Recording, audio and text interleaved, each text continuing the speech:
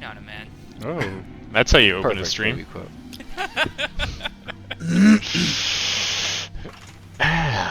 What movie is that? Alright, hold on, I gotta find the movie. So I don't look like a total creep. Dude, my shit got quiet. Let me Google that phrase real fast. Sure, Kyle. Movie. Yep. Why isn't this? Hey, just because it's porn doesn't mean it's not a movie. It's not porn. We watched it with Daniel Haas. He showed it to us. There's a Showdown in Little Tokyo. Oh, yeah. I know what you're talking about now. Pause. A paste. And there you go. Beast. I downloaded PlayerUnknown Battleground. I don't know What do why. you think? Nice, dude. Trash Good people. job. Full of trash people. Dude, every time I play that game, while I'm sitting in the lobby, I say the same thing.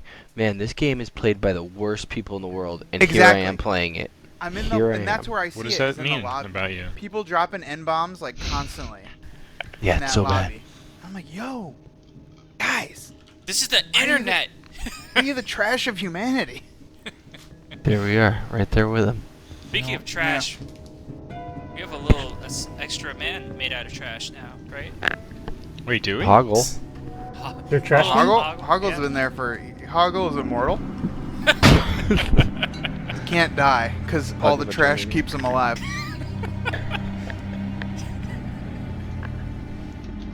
Alright, my body is so ready. He is completely useless. Jeremy, you're drinking What sake? Am I drinking sake? Yeah, you had like a little cup, a little baby cup. Oh, that's not a baby cup. Meet my tablet on. It looked tiny from my vantage point. This is a granola square. Oh, yes. Made out of good old-fashioned granolas. I'm healthy.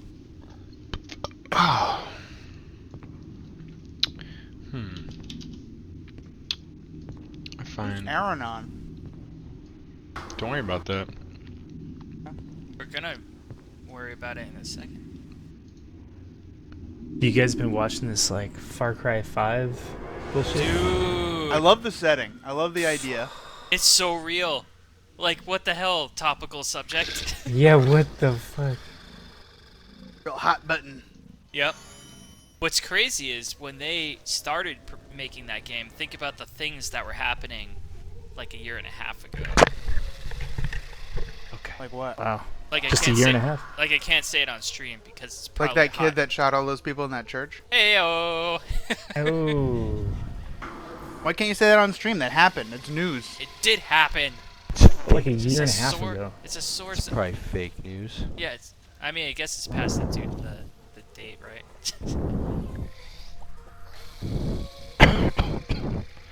I think my Fantasy Grounds is frozen. Give it a minute.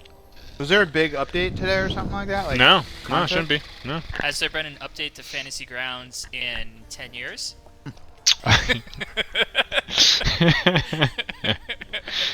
Only the manual ones from Fiddy. We Yeah, had right. to port it from Windows 98. Windows 98.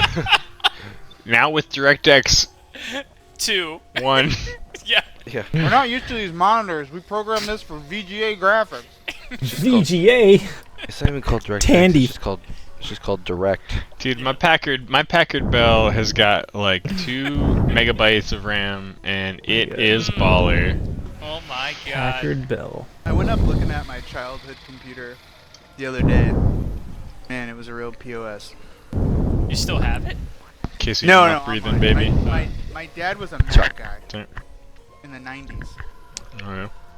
I have to be We kind of only quiet. had Macs growing Is my up. and all sensitivity friends okay had now? PCs. Yeah, it was fine. Yeah, that's No, pretty it's just when like you're doing other stuff and like your mics gets real breathy.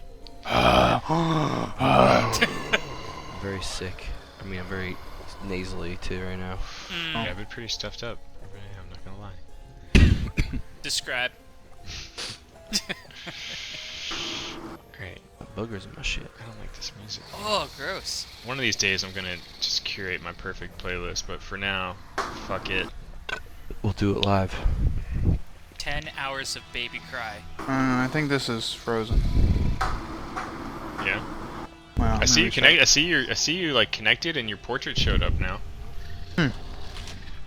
You got nothing? I tried resizing the window though, and it's stuck. Use the control. Hold down control. Yeah. Maybe reconnect. While you're reconnecting, let's get into some recap. Everybody here? Everyone good? Yep. Yep. Good? Yeah. We're going? Let's go. Alright. Still alive. So, while delving back into the underbelly of the Tresendar Manor, you all encountered an interesting pair of ogre creatures. One full ogre, one half ogre. Clearly a bit more intelligent. You managed to keep the peace with them and discover the large bathing ogre's love of bears, while also kind of sneaking out, breaking into the old dusted trapped corridor that led to the crypt. On your way there, you encountered some recently raised ogre zombie creatures inhabiting the previously cleared out crypt that you all had been through before, about a week ago. Ace, I believed, while enshrouding one of those dead ogre corpses, had a vision of this red-robed, powerful-looking mage. You also periodically kind of got, not totally the same, but similar, sort of just eerie whispers, prickly feelings on the back of your neck, Lathendir sort of reaching out and letting you know that something dangerous was nearby.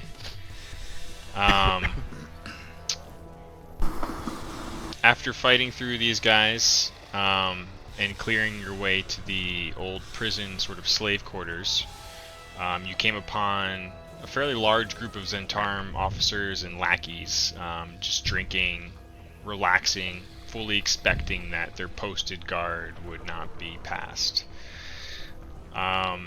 Using a bit of intimidation, some deceit with Ace calling out Halia's name, and just some good old-fashioned bribery, you convinced these guys to stand down in the middle of what was looking to be a pretty tough battle. You freed Sister Garael, Nundro, the lesser rock seeker brother, and Darren Eatermath, the old grizzled elf veteran who owned the orchard in town. You've all sort of just come together in this room and had a bit of a moment without the Zhentarim here. And you've been led to believe that Gundren was taken away about an hour ago, deeper into the manor, by some of the hobgoblin lackeys of this mage. And that's where we will begin tonight. So we're going to get Gundren, right? Raelian has drifted off Gundro. and That's what I said. gone narcoleptic down the hall.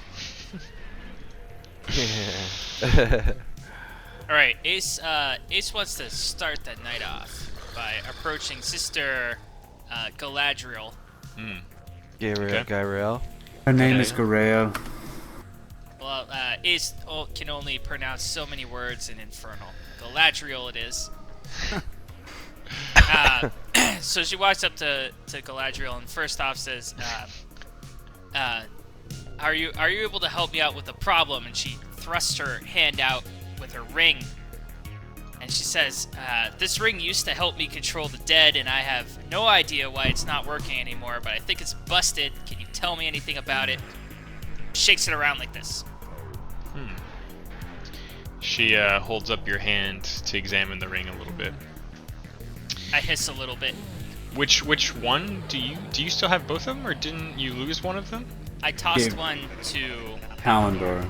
Was that the oversized one? Yeah. Yes. Okay, and you have the smaller one that you're presenting to her. Yes. Okay. She holds your hand and just starts kind of examining it, and you hear her mutter a few words and whisper the name Tamora. She says, there's a strange latent magic in this ring, but I cannot tell what it does. Where did you come across this? We found this, and then I kind of cough and I look over towards the rest of the party. A long time ago. No, right over there. It was like one room away from where we are now. we found it right here. We found it right here. I pointed the exact spot that it felt. We found it. Yep. I point hither and thither. This is where we found She it. says, the family that once owned this small keep many, many, many hundreds of years ago believed to have been explorers of the old Nethril Empire. An old empire of magic and wizards. But not many living today know much about its artifacts.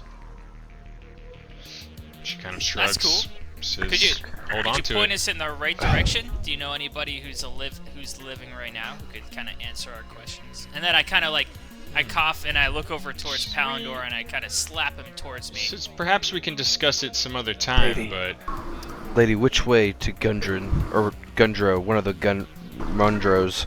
What are the Undro. rows? she kind of furrows her brow and looks.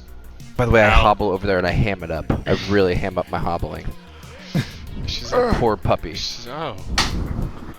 She looks down at your sort of gimp leg sticking out of this weird peg leg contraption.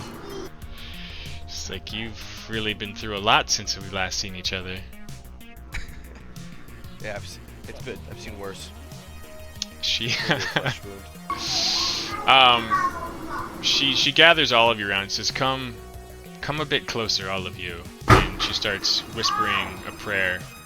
She says, Tamora, may you place your lucky eyes upon all of these who have aided us.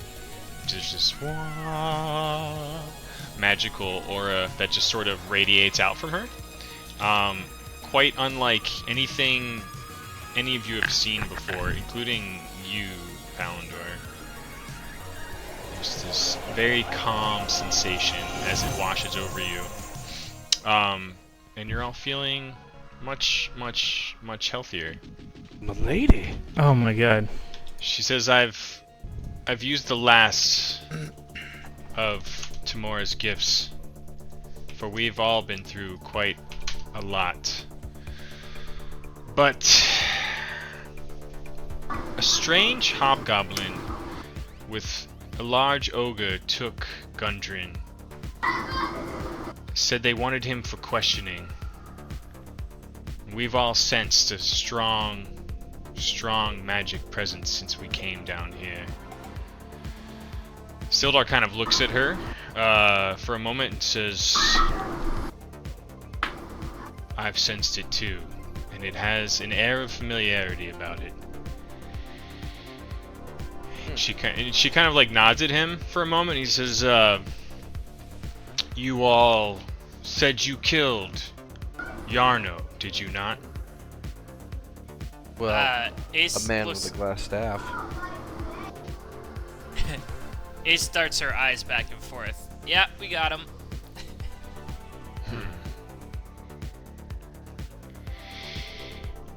I've felt a presence like this when we traveled together. He was a member of the Lord's Alliance, you see.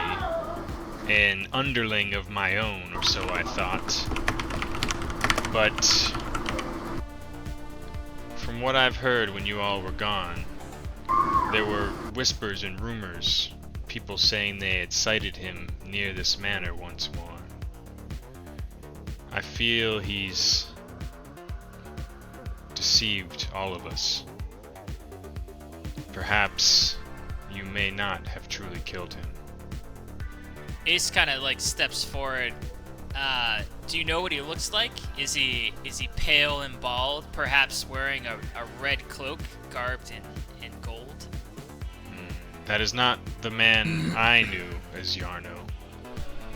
But magic can be a tricky thing. Who can say? Here we go. Don't know. I don't know. Okay. Nundro keeps looking up at Sister Grail and Sildar with creased lines of worry in his face. He says, for a time when the Black Spider held me down where the forge was, I came to every now and then, could hear things, smell things. I was bound in webbing. Couldn't see much, but I gathered things here and there about the Black Spider and his relationship with this Glassstaff or Yarno. Something about Yarno working for the Spider, but the Black Spider planning on being rid of him once he got what he needed. The Black Spider seemed to think that this Glassstaff or Yarno may have been on to him, and the fact that they had planned to rid themselves of the mage. If that's true, then perhaps Yarno made the first move.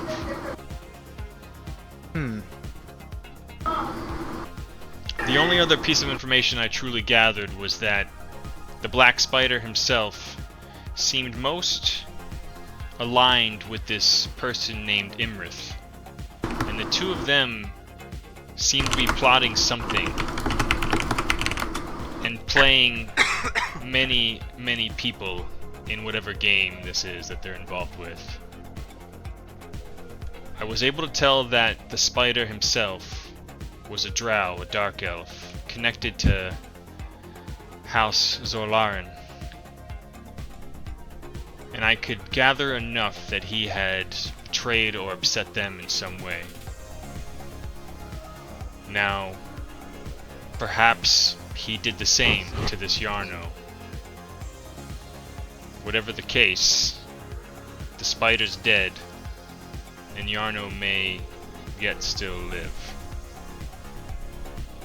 If that's true, then it might be he who is questioning my brother right now. And he may not be what we suspect. So I urge all of us to move with a bit of caution.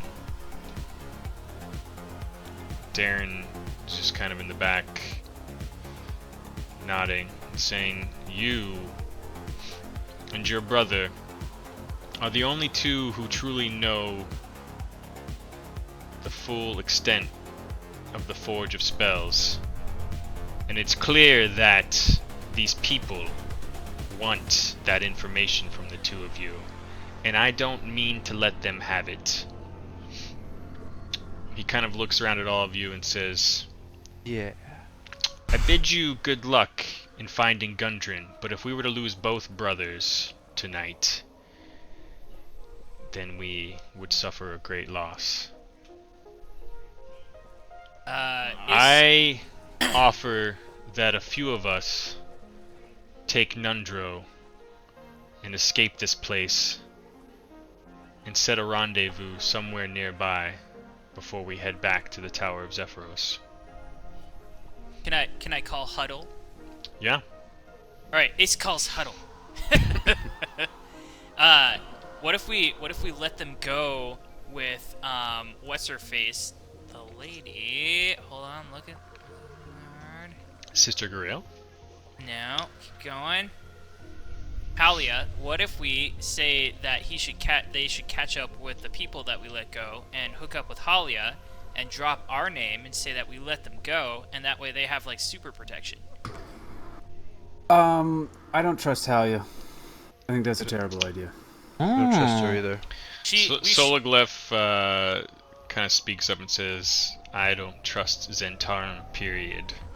Plus, all of your faces, damn near all of them, are on wanted posters." It looked good though, right, Solo? Good. Said some looked better than others. So I keep pushing the issue I've met with her personally, and I believe that if we sent them with her, we would be okay. They would be well protected. What would she do if others in this town were to find her with all of you hidden away? Said a lot of she's and hers. My point is, if most of us are wanted by most of the people in Phandalin right now, how much could she really protect us or make excuses for why we were there roaming freely? Ace puts her arms around the rest of the party and huddles even closer so no one else can hear. She whispers, This'll be a test. Maybe if she protects them, then we can trust her. And if she doesn't protect them, then she's not trustworthy and we could go get her. I don't want to lose any more Nundrins. Any more Seekers of the Rock? Yeah. Even Nun- Alright. Nun- shittiest one. Nundro kind of looks over at Solglyph and Darren, and they all say, "Look, we don't doubt that you might have sway with the lady, but our main goal is to reconvene in the Tower of Zephyros alive tonight." Ace pops her head up. Well, we know that guy. It may be hard to get you a meeting tonight, but we might be able to help you with that. And then she pokes her head back down. How do we call this dude back down to us? Solglyph leans into your huddle and says, "I can call him." And he just sort of pours out this magical sort of glowing stone he has around his neck. Ace kind of like taps her foot into Peck's leg and coughs. Solglyph I subsequently trusted on Solo's neck. says, "We have most of who we sought here tonight. We can try to recover Gundren, but I'm willing to cut my losses and take who we have here, hide out in the woods, give you an hour or two. We rendezvous, and then I call Zephyros to send the Griffins for us. And we get the fuck out of here before it's too late." Alright, Ace puts her hand on his head and pushes him out of the group. Alright, what do you guys think? What's down there other than this unspeakable magic? Do we assume that it's Yarno? Is that our I mean, assumption? that's pretty much it, I think, right? Are you asking me, or are you talking amongst yourselves? I'm talking We're amongst talking ourselves. about we were charged to get these people, but we're missing one. And we Gundren. and we could return all these people right now and then go after him later. Or we could just go straight in right. We should probably return him, right? We should probably return him. I think we should return them, or What else. I don't want to look weak in front of our guests, but this leg isn't doing great. What if we return them and grab the stone so we can call the tower back anytime we want, and then we go after Gundren? We can try. Sound like a plan? I don't know if I'm gonna take that stone from Solo. I've seen people who crossed that guy. They didn't end up well. He's a dragon. Right? Alright. Yeah, he is. It's kind You of do like recall that he's a shapeshifted dragon. Ace I'm not gonna mess with that. tiptoes her hands around Sister Garel's arm, and up around her neck, and then pulls her into the group. And then, look, we've been traveling really far, and my friend here, I saw him in his prime. He was fantastic. He could hop up on top of ledges. He used to sprint short distances. But look at him now, and then I point down to his legs, and I look at like Peck, and I'm sad. Is there anything you could do for poor little Peck here? Help to restore his little midget legs. Says yes, but as you can see, I am completely spent. When we reconvene in the tower, Let I us will convene. need some time to perform a bit of an operation Peck's really excited. to Let's convene. fully heal that. Guess what we're waiting for? Brugark, you recall having a lot of those wanted posters that you grabbed? Yeah. Not It all was- of them are visible, but some of them are. Do a little bit of this right here. Oh, yeah. Oh, Ah. 500 gold. Speaking of wanted posters, I snagged these at the gate. A little show Oh, and tell. yeah. Oh, yeah. Eldar, you son of a bitch. Your last name's Wait a Halwinter? Hey, I know that guy. You have a last name? How 1700s. Last but not least is a double wide folded in half 10,000. Ace coughs. Loud. Shit. Soldgluff kind of like makes a remark about how terrible of an illustrator this person is. Well, I don't know about you, but that last one's fucking mazeballs. Alright, well, Ace pushes Galadriel out of the group again, so it's just a group of buds. Yeah, core. Yeah, the core. Uh-huh. Alright guys, let's return these fucks and let's grab the stone and then let's adventure away and go grab the last person. But they owe us big time, because it's 10,000 gold. for We're that passing dragon. up on. Yep.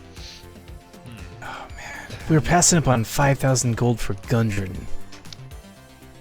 Yeah, but we have to go get him in order to We have to return go him. get him, yeah. I know, but Also, we left Raelian out in the hallway, and there's a hobgoblin and a fucking ogre taking a bath, and a whole bunch of Blackbrand just walking out there. He probably So- put him to sleep with his music.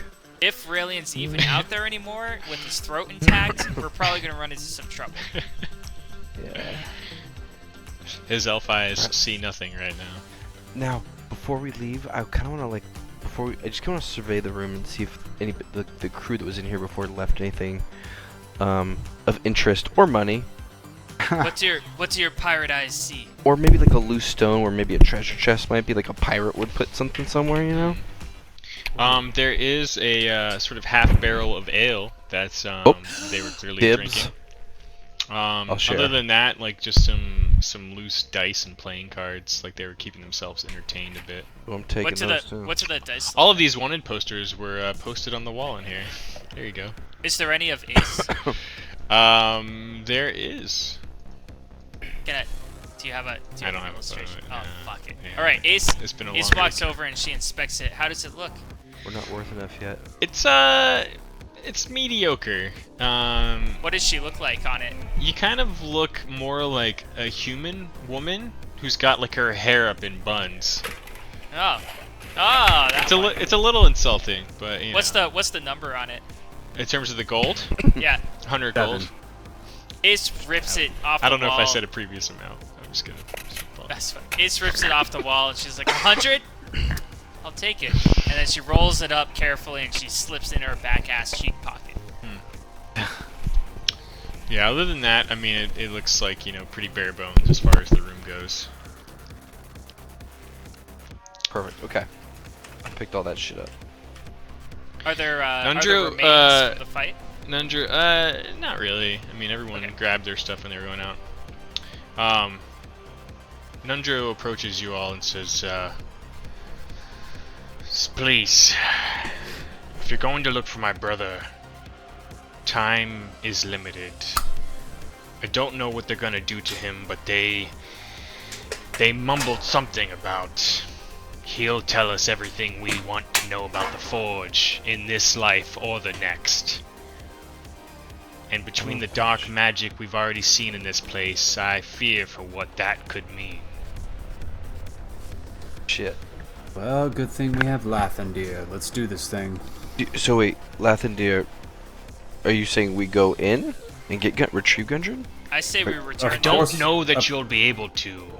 Nundro's like butting in again, but this all feels like our fault. Digging, prying, finding the forge.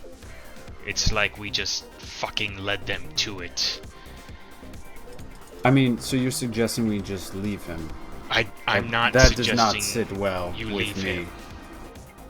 I would I implore think- you to do anything you can to recover him, but I urge you to be cautious. These Palandor. forces are I mean, I climb up into the baby Bjorn. strange and strong. Advice is wonderful. Do you have any kind of aid that you can offer? Do you have potions? Do you have anything that would help direction? Did you see them? I whisper into Where they took him Palandor's off? ear. Don't you remember? All the rock seekers said Nundro was the shittiest of them all. He's the retarded half dwarf. What's that? Nothing, Nundro. Nothing, I- nothing, tra la la. we could continue Palandor, but Sister Gabrielle is spent, and she has no more magic to give. She can't offer very much more, and we may lose more than what we've saved by going in for him. So, I don't know. That's what I understand. That sounds like the answer of a half man to me. I am a says, half-man. I propose this. I travel with you, and we at least see what we can learn. I like Moving this. cautiously, he says with a stern voice. We send the others out to safely meet us in the forest. We spend no more than an hour or so, and we see what comes. I like your plan. He says I may not have all of my strength, but what I do have, I would give to try to save Gundren. Out of character. Who's talking right now? This is sorry, the halfling, Okay, cool. Felgolos, aka I can- Sologlyph. I can hear an echo. Do you guys hear an echo? Yeah, I do too. Is it me? Yeah. I don't Fuck know. me. What the fuck happened? Sister Restart the Gabrielle. old TS. I don't I know hear an you don't- echo. No, I it's don't me. either. It's me. User left your channel. Sister Gabrielle, I know you don't have much power left, but could you muster a nice, firm smack on the hiney for good luck? It always helps in my culture. User joined your channel. She picks up one of the dice on the ground from these Zentarum, Mhm. and she rolls it across the floor, Mm. letting the dice fly, and her hand just smacks you right on the ass. God, I love it. God, my nipples are hard. She rolls an 8 and says, "Well, perhaps the slap will help more than the dice roll." I'll take those chances. Felgalos looks at her and says, "Yes, Tamora's luck can go both ways. Who knows what? Who knows what'll come next?" User disconnected from your channel. Oh, fuck. So we're settled then. Yes, User joined your channel. we will do our best to see what we have ahead. Nundro sort of pauses for a moment and says, "Fuck it. I'm coming too." Oh God, not the. Okay. Wait, well, it's his brother, right? Yeah. Nundro? Escort mission. yeah, He even after Sister Grail's sort of healing ritual, he looks like he's been tortured and beaten to damn near dead. Well, it's his brother. It's his brother, right? Which is why he appears to be mustering up a bit of courage. Well, we may be losing Nundro tonight. I whisper that to Palandor. User disconnected from your When a channel. Nundro Babysitting comes is always in, bad. A Gundro User leaves. joined your channel. A door opens, a window closes. The other three companions start making their way and say, "Is this the way you came in?" And they kind of look to the open double doors to the south.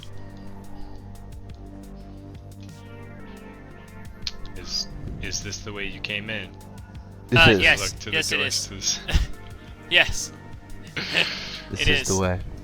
Look, there's a bugbear type fucking hobgoblin thing taking a shitty bath out there, and you're probably gonna see a passed out elf, and you might see a couple of the people who took you captive. Before we go, Darren, before we go any further, Darren looks at you all and says, "I can help us move quietly. Would you like us to gather up your friend and bring him to the rendezvous?" yes. Before we continue, are we gonna run into any issues? Because Brugar, can you turn into a bear right now? We're missing the biggest companion of all, the bear. Oh yeah. How many He's have not you gonna used? answer. How many shifts have you used, my friend? I've only used one. Oh, okay. Should we need it? I Um, guess. Okay. Biddy, could we tell from Sister Garael's spell if we're feeling more than just whole in terms of health? Unfortunately, it was just a sort of minor wounds recovery. Okay. She looks at you a bit exasperated and says, "We've been through a lot with the questions they had. Clearly this forge of spells the brothers uncovered, that you all uncovered, plays a great role in whatever they seek. And they did not go lightly on any of us, the dwarves least of all." And who was just saying that? Sister Garael. Real?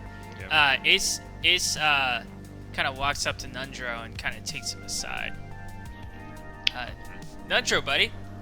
And then she sticks her hand up in his face. Hey, you know all about these forges, right?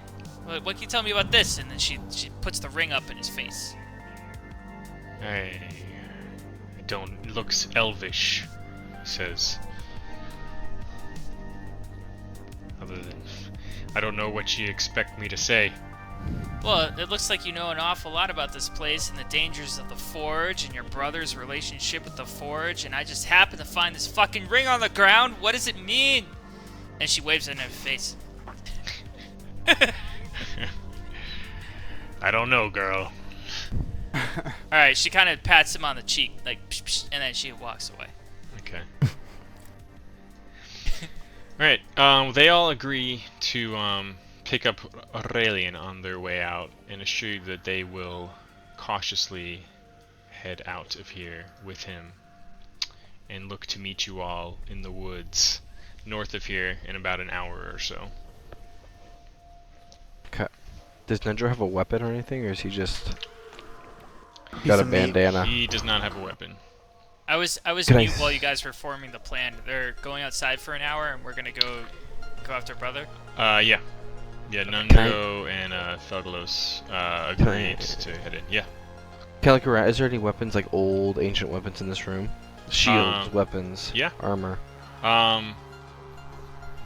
If you're looking around the crypt in the prison, Yeah, I want to give him as much as I can to keep his ass alive. roll an insight check. Okay. Do I have that on my hotbar? Should be in your skill bar or your skill sheet. I was hoping I put it on my hotbar, but I did not. Skills, okay. Okay. You recall that when you were last here, just to the north of this room, Oh yeah. there were several storage rooms, one of which was completely dedicated to just basic arms and armor. Oh shit, that's a lot of work. Oops, didn't mean to draw that. Okay. Could we, would it take a lot of time for us to get there right now? Like game time, I It's guess. directly north of No, us. I mean it was you're pretty much adjacent to it right now. Oh, okay. Yeah. Okay. Yeah. I thought we had to go like around and then up. I mean No. there's a closed locked door right there. Yeah. Well, Okay. Fucking get him armored up. Okay. And Right. everybody who needs it. You all see the three allies just quietly make their way out in towards the double-doored hallway and disappear. And as that's happening, Ace yells out, "Galadriel!" Huh? He walks up and she says, I'm no fan of the light of Lathandir, but here, and she snatches Garel's hand. She slips the Illifarn ring onto her finger and says, if you run into any undead trouble, use this. Illifarn's the magic word. Gives her a good game and pushes her on her way. She gives you a strange nod and says, "Thank you, Tiefling." Did everybody else's Google chat freeze? All I can see is Casey moving. Yeah. Mine is fine. Oh, weird. With that, she takes the ring and says, "I hope to see you soon," and Ace. heads out. Ace winks at Palandor. Gives him a nod. Okay. All right. Who is clearly not there to receive the wink and the nod. God damn it. Oh. I did it good, guys. Did it. Did it, Mayor? Yeah. Did it. Okay. Do you all need to get a drink, or do you ready to rock? Well, Dave's not here, right? I mean, I'm ready. I'm ready to rock. I gotta check out a little early tonight, so I want to get as much. What the Alright. fuck? Well, let's just keep rocking. Peck, you wanna seize your notion of arming up? Yeah. Okay. You recall that this door led to a secret corridor. Go ahead and make a little dex check for me. Just straight dex. Does that have a keyhole? It did until Peck just jiggled his way through that fucking thing and popped the door wide open. Ringo. Ooh. A hallway. So before you, digging on your previous recollection, you recall that there is a secret stone concealed door that actually opens out to another sort of open storage area, and that the door to the northeast of you right now was the one where they had been storing weapons and armor. Okay, well, let's go to that weapons and armor one first. I'm a little more carefree than maybe I should be. Okay. Ace is having flashbacks of an image that was posted in her mind earlier of a stone door leading to a wraith. That's funny. You should mention that. Roll a percentage check, Ace. Let me figure out how to do that. Where's my black dice? Oh my god, they're all over the goddamn board. Alright, hold on, I got this. You gotta- same model of and style of lock, Peck, gives you no trouble. You pop it and find what can only be described as a fucking armory. I mean, all of it just reads like the most basic of gear, but any sort of martial or basic weapon, leather studded chain, plate armor, Awesome. Well, I yeah. had to change the color of my dice for Yeah. that. Dude, did you get some silver dice mod? Those dice were hot as hell, man. You like that? I had to change want- it. painted them. I want to I want to give Nendro some armor that fits him, Okay. that keeps him a little safer, and I also want to give him a backpack and put another set of smaller armor and extra weapons for when we save Gundren, Okay. because I'm counting on it. Hush disconnected. I was trying to change the color of my dice, and I accidentally disconnected, guys. How do you No, change your I'm color, sorry. man? Oh, Alt F4. Yeah, Okay, Oh. let me try that when I No. get back up. Hold on. hit that power button. How? Yeah, just skip the Alt F4, just go straight to that power button. Alright, Nundro picks out an appropriately sized piece of chainmail armor and a decent looking warhammer. Oh yeah. Pick something for your brother Nundro. Did my 79 do anything? Like, we're just gonna bring extra armor for Gundro from Nundro. It did. Yep. Okay. User has disconnected. And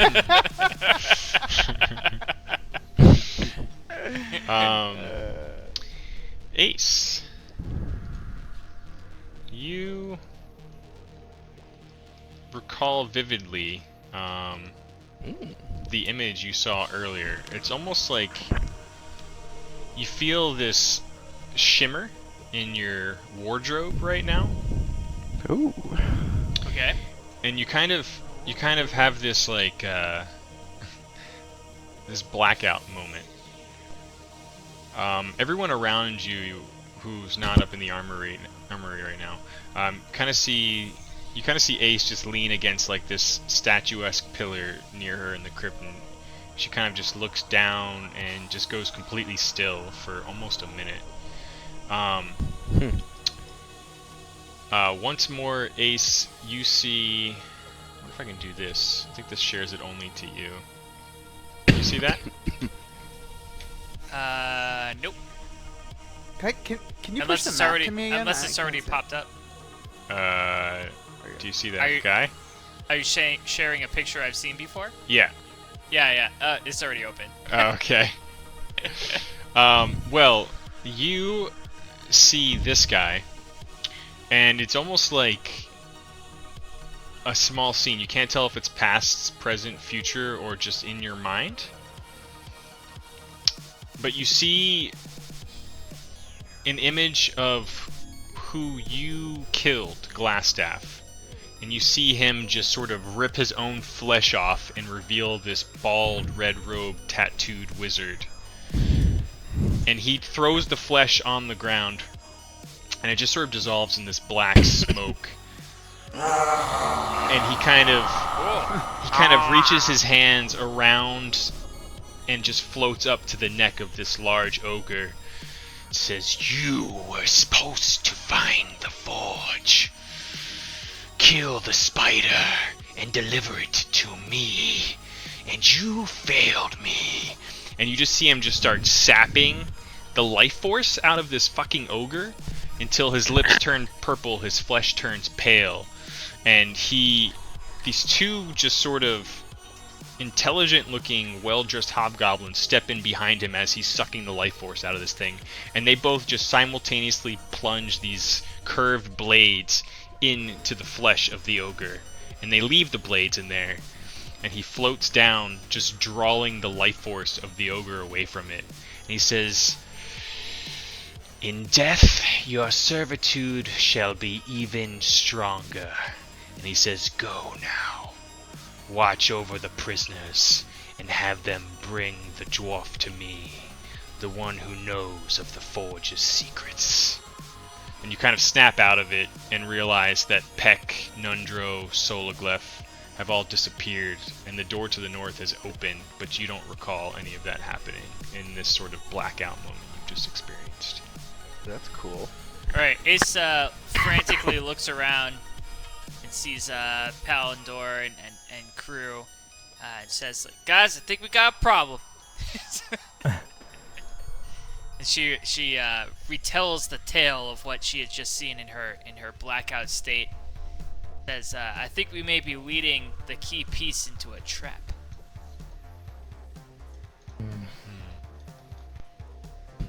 And then she starts to make her way towards the people who were not there to hear the tale. Okay. Did anybody hear something? Did somebody say something back there? Did I catch up to them, or are they?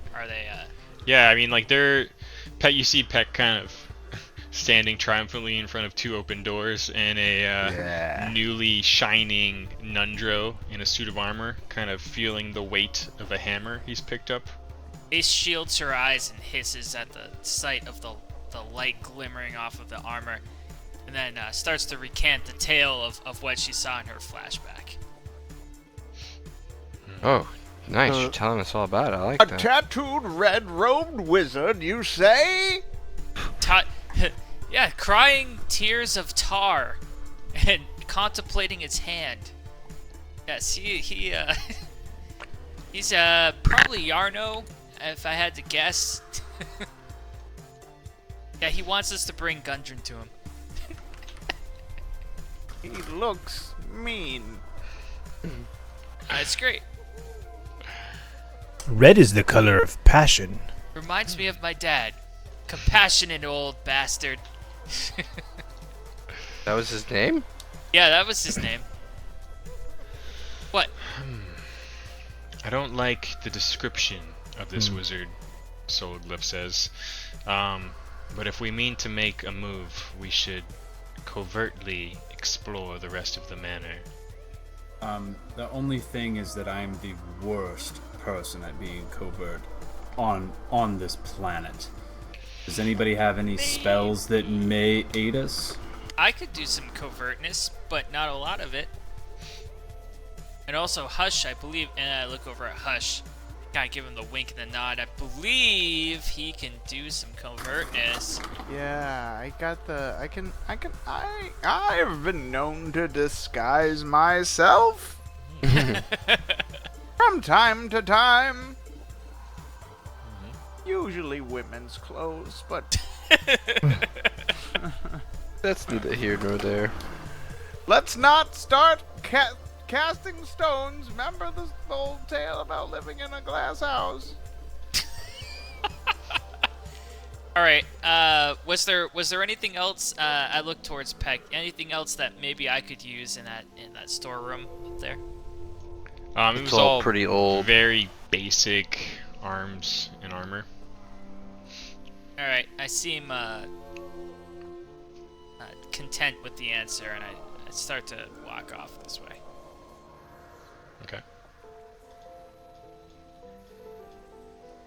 Ace, why are you going that way? Is that the way we want to go? There's a secret door directly across the hall there Ah, from shit! that other one. Shit, I'm retarded. Let's go this way. Don't worry. You did look like you were zoning out there for. I just did minutes. have a trance. You hear happen. Nunjo mutter something about which one's the stupid sibling now. Ace hears that. Yeah. Ace shoots a glare over towards him, and then cuts. She takes her finger out and she cuts from her shoulder down into her right boob, So- just pretty deep. Got 5 minutes. What do you want? I had to click it. She queequakes that shit and shows that she doesn't care and she'll hurt herself. All right. Alright, Onwards. well, I'll bring up the rear. Onwards Since and I'm loud. upwards. That was my hush. So you guys should probably go forward, those who are stealthy and sneaky. Excuse me, coming I- through. I know I ask this every time, but how stealthy do I feel? Disadvantaged. Yeah, am I Um, still disadvantaged? Yeah, I am, huh? I'm afraid you are, yeah. Cock and balls. Not for long though. You know what? I would love to. Next time you whatever you call that, burgle cock, let me know. I would love to ride a bear. Next time you burgle cock, Burgle cock. Palador was that- looks down Next at time his you baby smoke some Bjorn pine sadly. cones. Don't take it personally, Palandor. No, it's fine. Admit you would love to ride a bear. I have ridden a bear. Not all of us are that lucky. Sologlyph looks at the end of the hall to you, Peck, and says, "You have a way out of here." Yeah, of course, right through here. And then I kind of just walk over to this door. And wait, what? It's covered by rocks? Is that what you said? Yeah, It's a rock? it's like a false stone wall, clearly dwarven in design. But there was a small stone piece that you could sort of press in that would make the. Okay, I'm wall like slide feeling away. around on the wall. Yeah. Somewhere around here. Ace would like to take cover back here. Yeah, I'll stand here too. Just in case, yeah. I've got to Oh. check something in this other room before we go forward. Feel Somebody- free to explore. Anyone must have else been joking. smell the banshee? Oh, yes.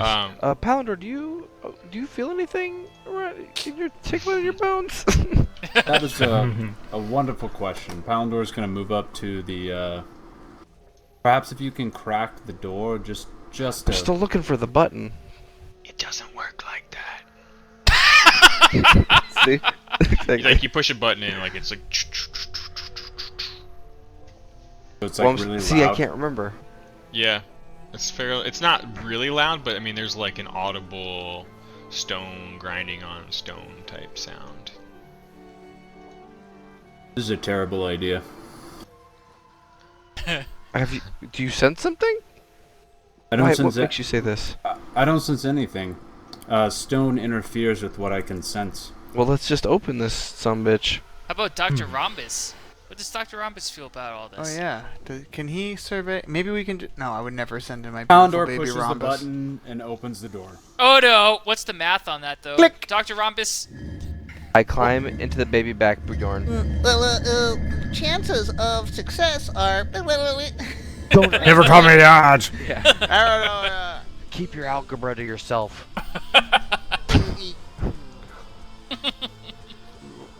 Leroy Jenkins. It's the fucking rat. There's a again. rat. It's the rat. The stone grinding sounds startle a rat that's sort of pilfering around in a bunch of sacks of grain and food.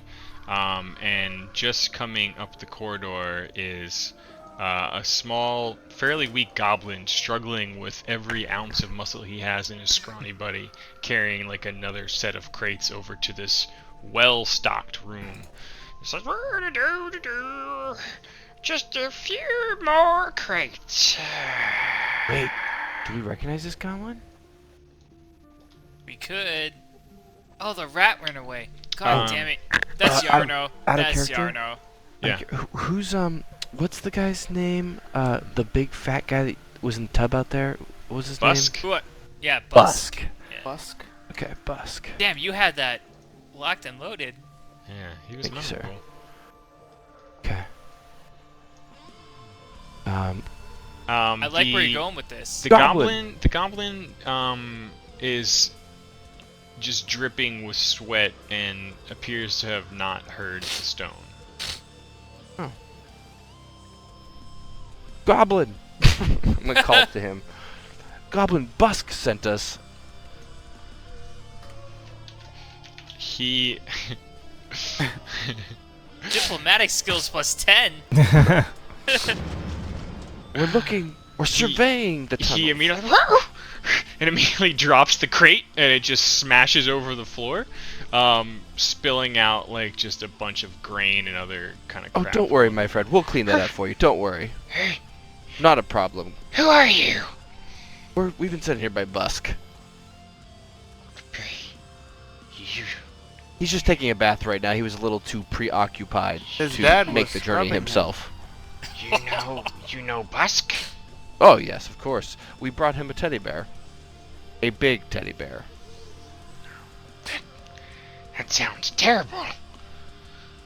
Well, Kinda- Busk likes some weird shit. He kind of looks back at you and then looks down deeper into the more natural part of the caverns to the south several times, as if searching for something. He says, "Are you? Why are you coming out secret door?" Oh, we're inspecting the tunnels of the manor. I can't remember why that other guy... Why did that guy say we were here? He gave us the answer last time. I can't remember. Roll a persuasion check. Uh-oh. Okay, yeah. You got this. Oops. He kind of keeps looking past you at the tall, strong, well-armored paladin.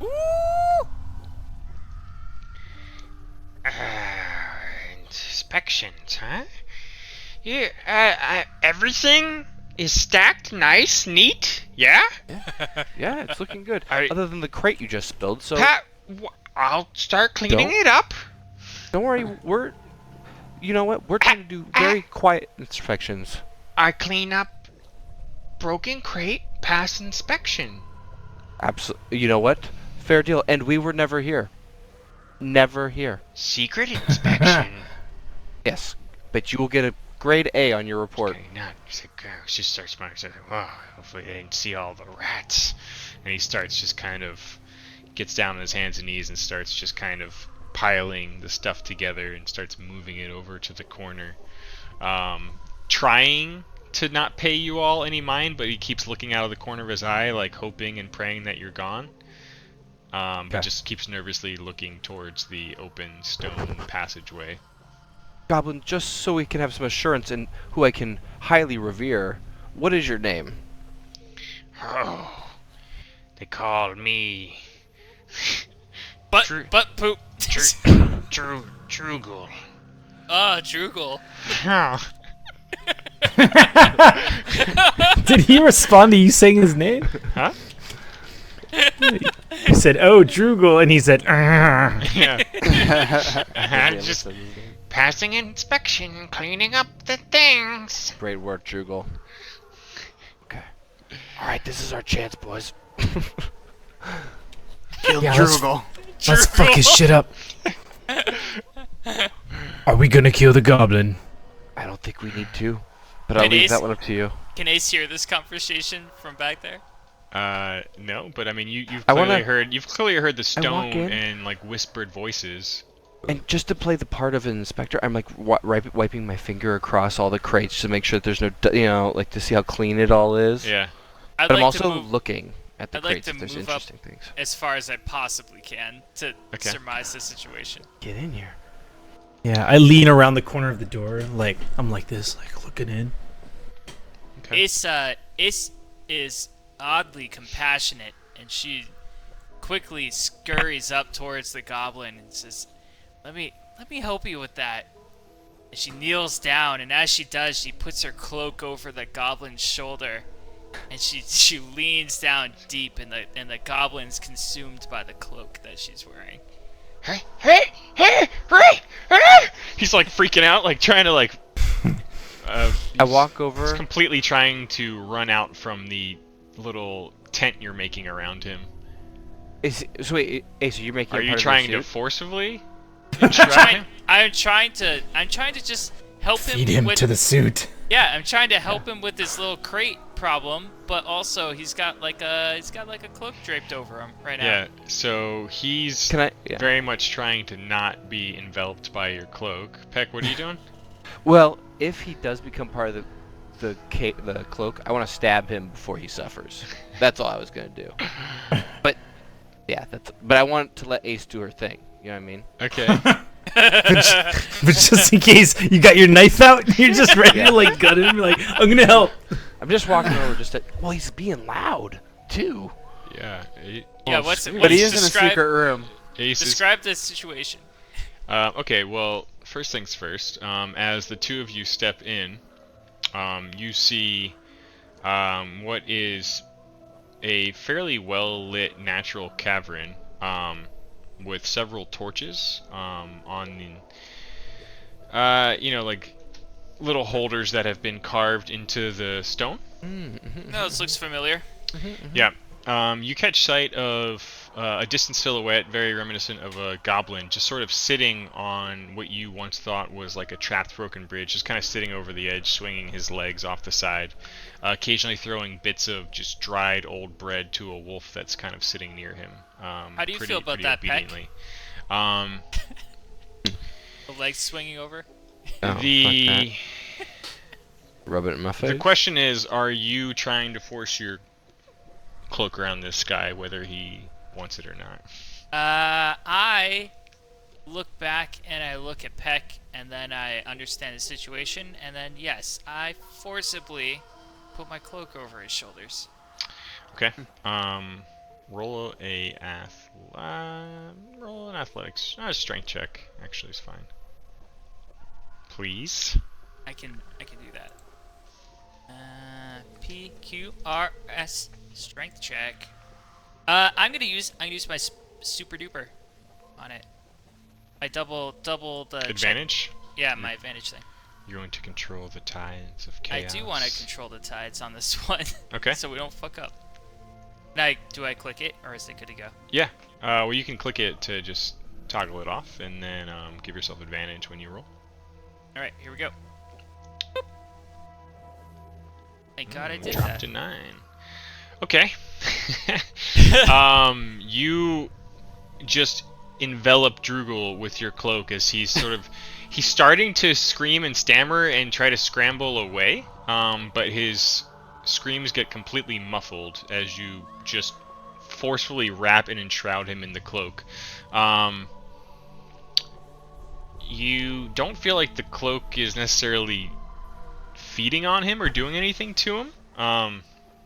But you felt like if you were to sacrifice the goblin, your suit might respond with a bit more excitement.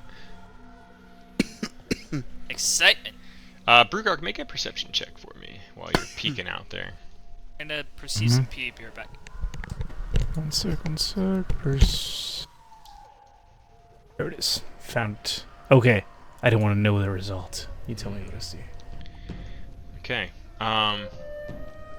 You catch the smell of wild animals. From this vantage point, you can't really tell what it is, or if it's just the foul smell of goblins. But clearly... Wait, I should be able to tell the difference between goblins and animals. Normally you would think so, but the musk is pretty heavy down here below ground, that you can't really make it out. It just smells kind of dank overall. But there like could be some animals down here. Yeah, there's been a lot of warm bodies down here. Stinking. Just start walking place. this way. I walk this way to try to track the smell. Follow your nose. Yeah. Okay. I'll give you till here. Where does the bear end and the half-orc begin? And you kind of take in the sight of this goblin and his wolf stationed on this little bridge to the south. And you sense probably a few other sort of goblins and wolves nearby, as if they're sort of patrolling or just keeping watch over this open cavern area. Do the wolves look hostile? Like trained guards? The one near the goblin on the bridge that you can see appears pretty obedient right now, but he is being fed continuously. Oh. Okay. So you can surmise that probably has something to do with it. Okay. Drugel's toast, right? Like he's enveloped. Are you trying to completely consume him? Like you feel like you get the sense from your wardrobe that you would need to start the bloodletting to... So Ace recognizes the situation and she says, she kind of like extends her fingernails and she starts to drag them from his throat down to his chest. Says, I offer this towards my new cloak, and she pushes real deep when it gets down to like his belly button. Like her fingernails go into his guts. What's up, blood? One moment, please.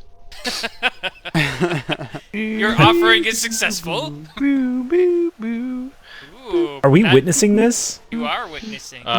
You are. Yeah, there's sort of this dark shiver that crawls down your spine as the muffled cries of a goblin kind of disappear. Ace pushes deeper and deeper with her fingernails until it reaches spine, and she grabs hold and pulls up.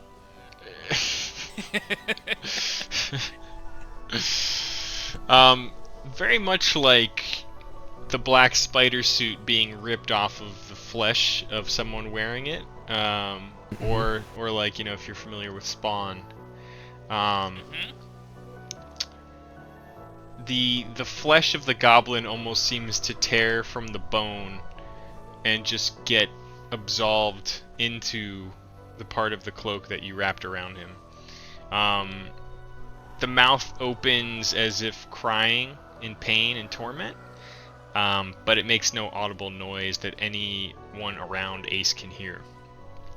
You can hear it fully well within your own mind, Ace, and it's a terrible, terrible, just hissing, dying sound. And after a pretty brief moment, you completely absorb this creature into your cloak. Ace shudders and then he goes. I need you to roll a percentage die for me. Do that with the dice I have laid out now in silver. Ooh. At 83. It feels good. It feels empowering. It's as if you and your suit are forming some sort of mutually beneficial relationship, and you both feel pleased at the moment. I will call my suit Ben. Drukul is no more. What would you all like to do? Sologlyph and Nundro start to file in behind you cautiously. Did they see that? No, they did not. Okay, good. And they say, Hey, from where I- I'm standing, yes. can I Palador. see if the door that is right do I see that this is a door, or is it the same as the dwarven thing? It's the same as the Dwarven Stone, and at this point, you know, enough has come back to you that you recall that this was also a secret sort of Passage. stone passage that led Yeah. to Yarno's private quarters down below, Yeah. deeper into the underbelly of this place. I'm gonna go next to it, and can I tell? Keyhole. Yeah, can I tell if there's a keyhole, or is it the same kind of contraption where it makes audible noise? I don't know. What are you doing? You feeling around? Are you Yeah, I'm feeling around. I'm looking. touch stone. touching that trying to stone? get a sense. Use your fingers. I want to go. I want to help him out. I see what he's doing, and I also want to get on that. Okay.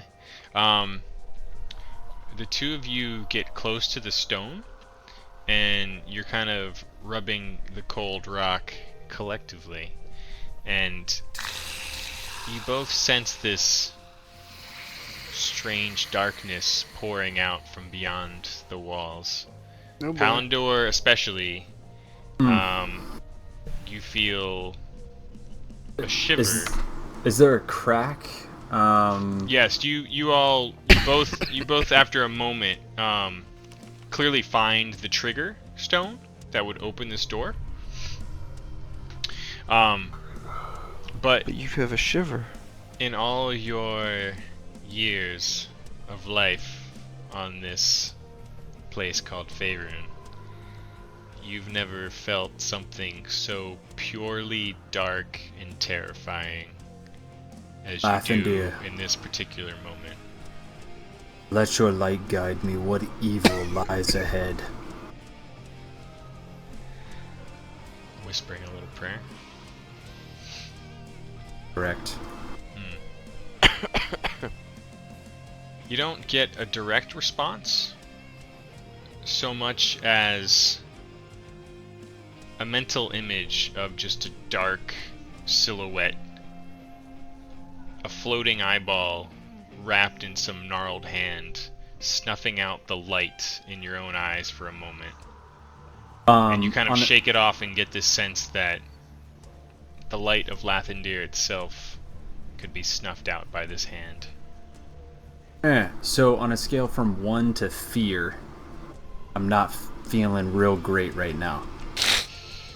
I bust through the wall like the Kool-Aid guy. You're almost Yeah. you're almost stunned and without thoughts or words at how pure this evil sensation is.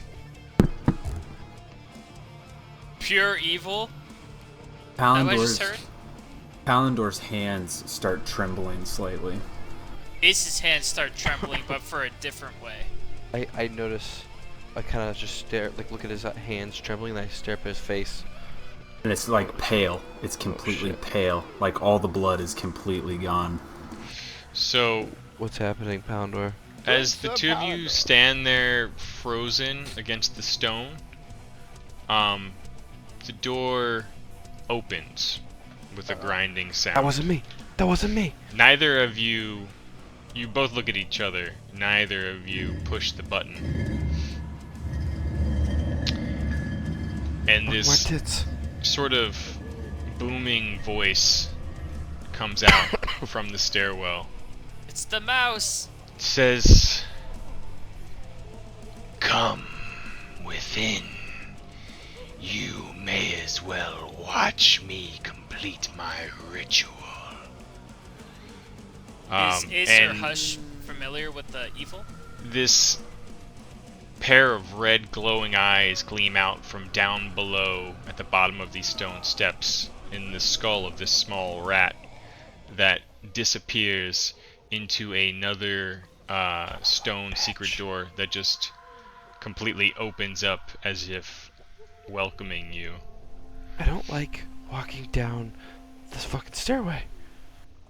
Group huddle. How on a scale, how mesmerizing is this? Like, was that? It's pretty mesmerizing.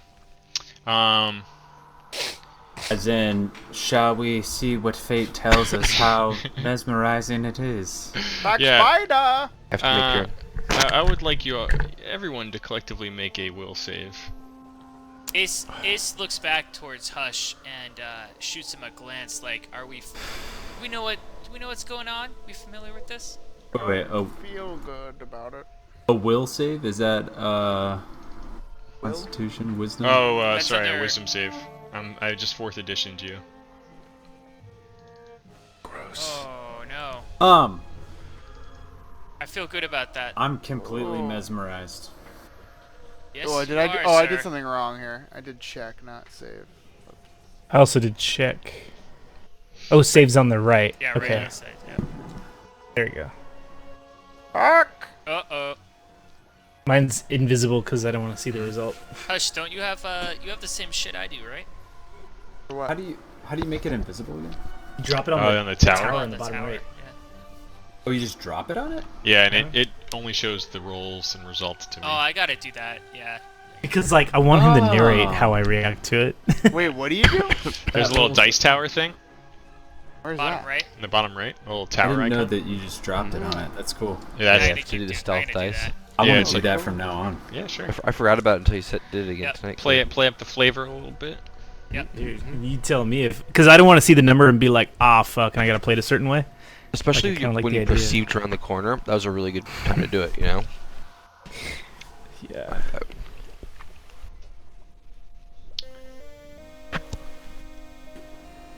Everyone roll.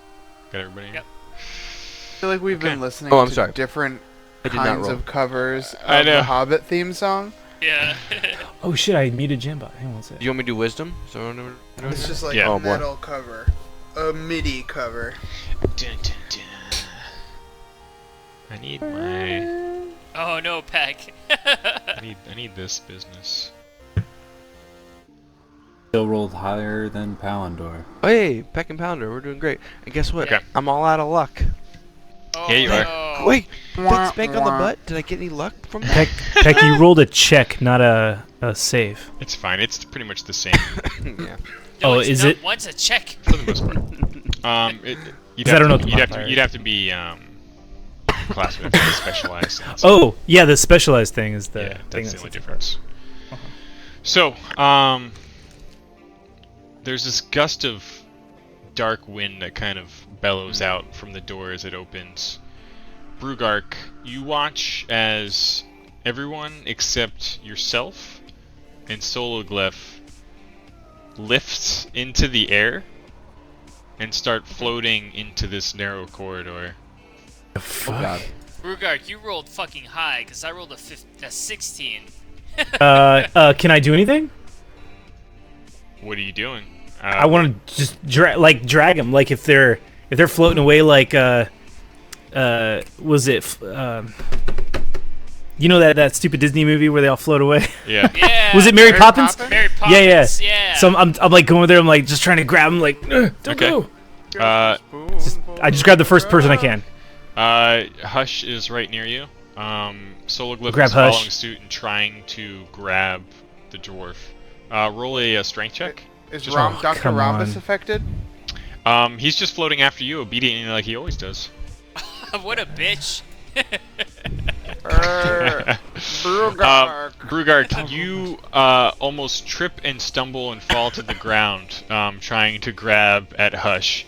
And you get knocked away as Nundro he's just sort of looking around in disbelief as he just pushes past you, almost knocking you over as you stand back up. What the fuck? You rolled high, my friend. Can I grab Nundro? Can I help Sologlyph grab? Yeah, sure. Columbus or something? The two of you try to grab Nundro. Let's see what you got. Oh fuck! God damn it! You're the weakest orc. What happened he- to the dice tower? I know. I was, The halfling pushes you aside and just grapples Nundro, and it starts. He's like kind of digging his heels in, and he's slowly dragging behind him. It's like, I can't hold him. shit. Fuck. Can you hurt me? You can hurt me. Cast fire on me or something. Well, I don't know, but you're Snap me out. floating. You're like Snap me- telekinesis. Yeah, snap me out of it. Oh, I slap him. I punch him in the jaw. You have broken I don't know that his that's. jaw. I wouldn't do that. I wouldn't actually do It that. appears You to can do be that. Hurt me. not I wouldn't though, working. because like you're floating, so I feel like something's lifting you. Like I don't even think it's you doing it. You can hurt Ace. She's masochistic. I know, but I don't know that yet. Yeah, you do. Well, you she's see made me of do. skin. Yeah, I'm made know of that skin, part. and I just cut myself on purpose. Well, I don't know if you're a sadist or you're a masochist. I'm half demon. Well, you could just be sadist. I'm not sure. All right. Let's Okay. Let's not split hairs here. Brugarx may be dumb, but he's smart in the ways of this. I'll follow. Telesoglyph. All right. Look, it's not working. Let's just follow and then try to protect them. I don't know. Okay. From behind. So Noble. as you all start floating in, you see an open doorway, but there's a sphere of strange, like a globe of strange energy just surrounding everything in the open room in front of you, which you all kind of thought was like the wizard's workshop before. You all stop and kind of fall back to the ground as you end up in this sort of quarters, living quarters. And kind of standing over the dwarf, who is shackled to a long wooden table in the center of the room, are these twins. These fancy looking scholarly hobgoblins, almost some kind of creature. Pretty cool. The wizard stands over the table behind them very casually. Says, "You're just in time for my new pet."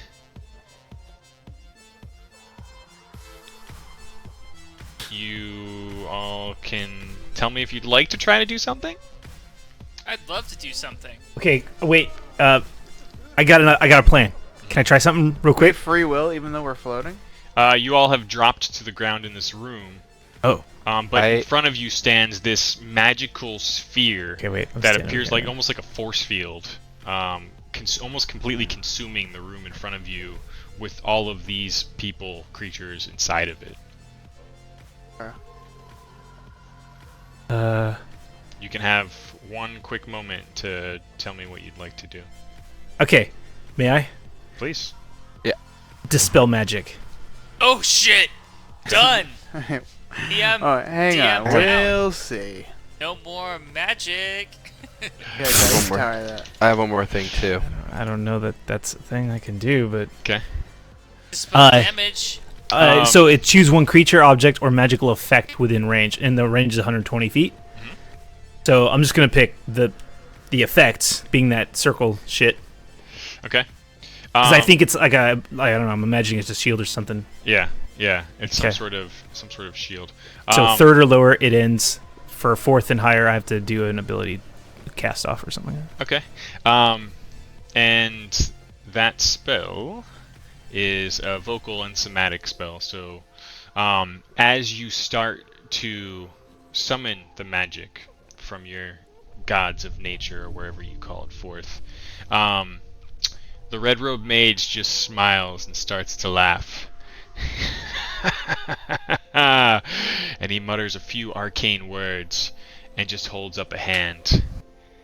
And everything around all of you just comes to a dead stop. Even your heart, you don't hear it beating. And you all look as time freezes around you, as this guy just slowly, like as casually as can be with his arms behind his back, one step after another, steps up to the very edge of this wall of energy. And he says, "No." And the words of magic that you summoned completely fail and dissipate into the air, into the weave. He says, "I've allowed you to witness this because I owe you. The dwarves couldn't fully uncover the forge. It was you who uncovered the forge for me. And soon my allies, the clan of Duke Zalto himself, shall come here to reward me for your hard work. And you," he looks to Nundro, frozen in time just as you all are, but you're hearing this. He says, "You and your brothers, the one that's still alive, you've given me the greatest gift of all, for I shall present Duke Zalto with the secrets of the forge that your brother shall give to me day after day as he serves me in his new life's purpose." And he goes over to the dwarf strapped on the table. He says, "I didn't really plan for this, my good friend Gundren, but your earring should do just fine." And you looked at the strapped dwarf to the table, I knew his earring was a deal. who's got this large gemmed earring in the one ear. So obvious. And Yep. he just rips it from the dwarf's ear. And you Oh. look as blood beads and forms on the lobe, but also freezes in this stopped moment of time. And as he rips it from the dwarf kind of snaps out of it, reacting to the pain, almost coming undone from this time stop spell. And he looks at the guys. He says, No! Run! All of you! Run! This is my fault!" And there's a sort of tear forming as he looks over out through the globe at you all. The So wizard, Are we all, are the we all wizard, still- the wizard turns and snaps his hand, and time returns to itself. And Nundro just runs up against the barrier and gets blasted back immediately, screaming in pain. As the wizard reaches his hand over the dwarf, both of the twinned hobgoblins turn, and much like the vision that Ace saw, pull out these curved blades from their side and stab into Gundren. Not fatal wounds, but enough to draw blood. And the wizard sort of smears and rubs the blood over the ripped open shirt, gathers it in his hand, holding the earring up. Can And you we see, stop this? You can try something at any moment. I Misty Okay, step okay. through. I Misty step through the barrier and Okay. stab him in his gut. You vanish in a form of mist, and then immediately reappear on the outside of the barrier as if you just smacked against a wall, just completely dazed. Ace tries something for sure as she checks her. I start actions. moving this way.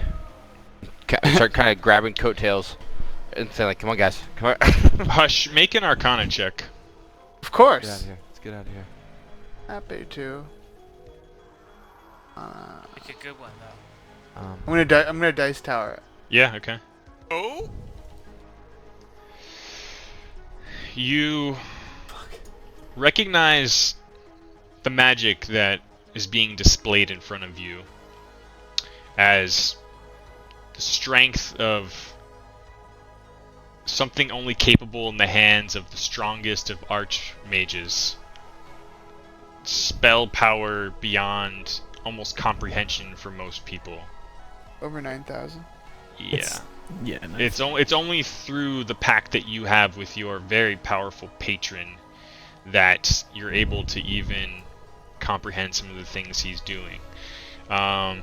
This is like unimaginable power. Correct. Like if you were afraid of a young dragon, seeing the display level of this magic in front of you, like this guy could take on 10 of them. Ace. That's why I'm like trying to hurry everybody out. Ace Grab wants butts. to. Ace wants to examine this specific area right here. I like don't. Around the doorway. No, Palandor's examine still- it. Oh shoot, I'm over here. I didn't She see wants that. to. She wants to glance from They're there. too far away. From where she is. Dr. Rhombus, come here. Sorry, Ace, what were you doing? I want to take a look at the doorway and the door frame, like around where that area is where I just marked. Mm-hmm. And like, so I'm like still back here.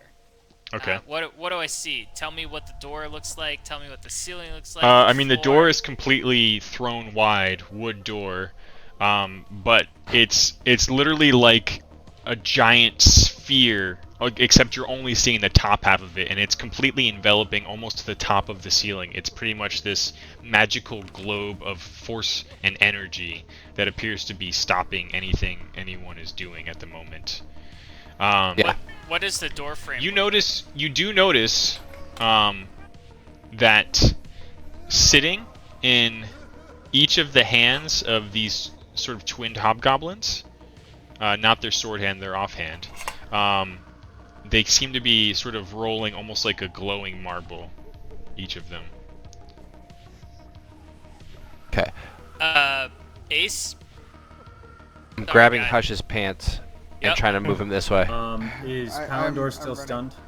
No, you've kind of come to, and you're watching with a bit of horror No, I'm as watching over my shoulder as I grab Nundro and I make Yep. it straight for the exit. I need Ace- you to make a strength check. Oh, Rhombus, let's go.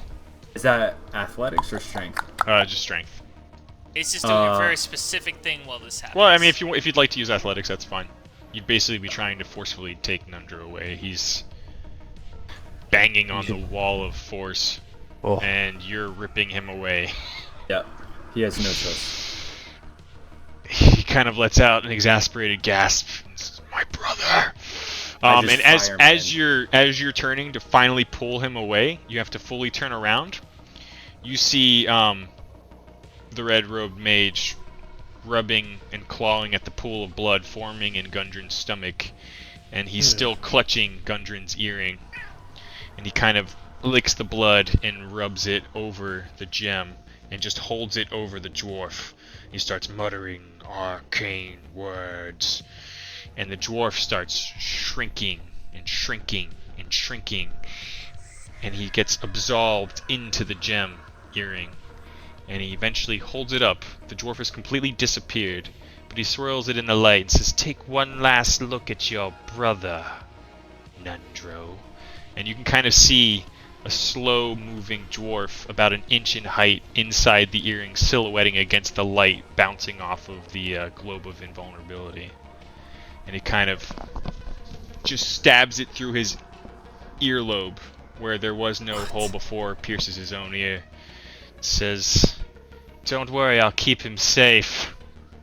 And the door just blasts shut as he waves his hands in front of you. The door in front of us blast shut. This door. We'll be back. Oh my god, we gotta go. Yeah, His magic is too powerful. Is that a cat? It is. I heard Alright. it too. How far would you say we're underground? It's Kluge's cat. Probably about Stop 60 to 80 feet. Alright, Maybe, Ace, give or take. Ace yells to Palandor, "Run!" And then she enlarges the door and then immediately takes away the This door? spell. Yep. No. This door. She enlarges the door to twice its size and then immediately dispels so that the double the size area reduces itself and then everything collapses down on itself. Oh, you're like breaking it? Yeah, encasing the mage into the room. Okay. One sec. I have a feeling this is not going to be a big deal for this guy. He's just gonna Well, teleport right out of there. I'm just gonna, I'm gonna try and give us a running start. So, as you're all running past, Ace sort of unleashes some spell that twists and scales the frame of the doorway, and the old stones, as the magic fades off again, collapse down, forming a bit of a cave-in, blocking off that entrance to the workshop. Slowglyph says, "We have to go now. Now! That mage is more powerful than most dragons I know. Fly, you fools. And if it's he who sought the forge, we have greater things to discuss. Quickly, quickly." Ace does not heed the warning and looks over towards his desk. Balindor's already going up the stairs. Yeah. Nundro. I'm ready Hush to heeds Pounder. the Grab my warning. kids up. With Nundro over my shoulder, fireman style. Yeah. He's sobbing and says, "Oh, my brother, I'll find you." And he's just sort of giving himself in to your strength as you drag him off. Which way are you heading with him? Oh, I'm going back through the pit of despair over here. Okay. Peck and Hush, you're following along? Yeah. We're getting out of here. Ace, Yeah, what are I'm you following. doing? Does Ace see anything on the table? Like, she's looking for like 10 seconds tops. There are a number of loose leaves of paper about the table. This She appears to doesn't- have been his desk. She doesn't care what they are. She just kind of scoops them all up and then shoves them like into a pile and just runs out as fast as she can. Okay. Yeah, you take a quick moment to just quickly grab whatever you can off the top of the table and just run. Are you all just immediately heading for the rendezvous? Oh yeah. I'm Okay. gonna follow We Dr. can Rompus. hand wave our past the ogre bath area and back out to the outside. Cool. Can we Is take that- 5 is that- minutes? Yeah. Yeah, I actually have to peace out now. But Aw. Okay. thanks alright. for the Jim Jams. Yeah. Dr. Rhombus and Hush do whatever the coolest thing is at that given time. Noted. You They light s- yourself on fire and die immediately. No, they smoke a Do a joint. backflip. They smoke a joint and they disappear into the wisp of the air. Psychedelic mist. Yeah. Thanks, Fiddy. Yeah, man. See you guys Have a good later. night. Bye. Alright, yeah, let's take a quick 5. User disconnected from your channel. I used my last spell to get us out of that. I hope it worked. I hope whatever I grabbed was fucking awesome. I hope I grabbed some awesome shit. I hope it's not just wanted posters and like $2 bills. I had to go get my Ryan woke up. That's okay. No. But what happened? He escaped. You all, Ace hung back for 1 second after causing a collapse, grabbed whatever loose papers were on his desk on Oh, top, nice. and just ran. job, And Ace. you all pretty much just bolted your way back out of the manor towards the rendezvous. And then Hush and Dr. Rompus smoked a joint and puffed into just a big cloud, and they disappeared. So they went to go do some algebra.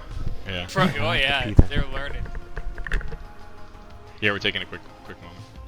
Can we RP with the people who are here? Yeah.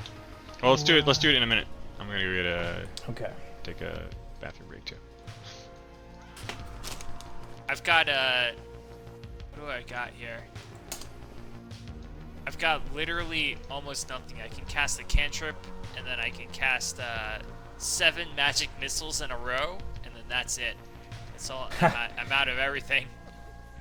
Yeah, I've got a 3rd level spell because that's all I can do, and it is nothing compared to this guy. I just spent my 3rd level spell collapsing the door.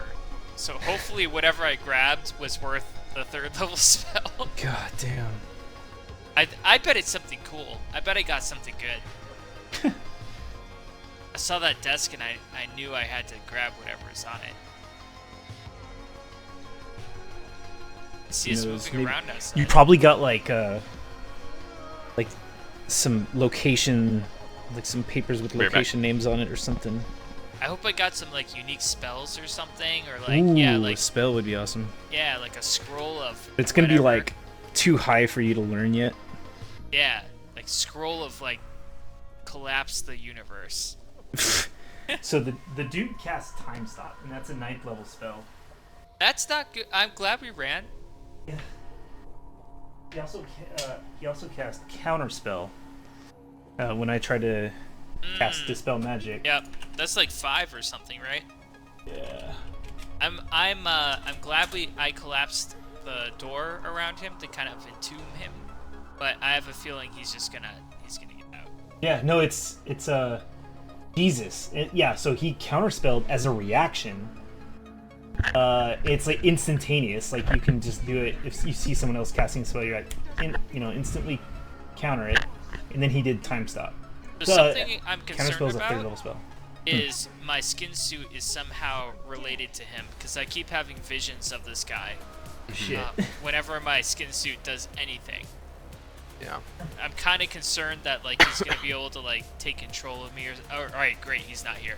I feel like he's gonna be able to take control of me or some shit later on, and that's not good.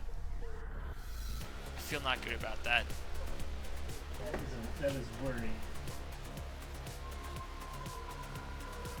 I need to tinkle. Super Saiyans sprinkle when they tinkle.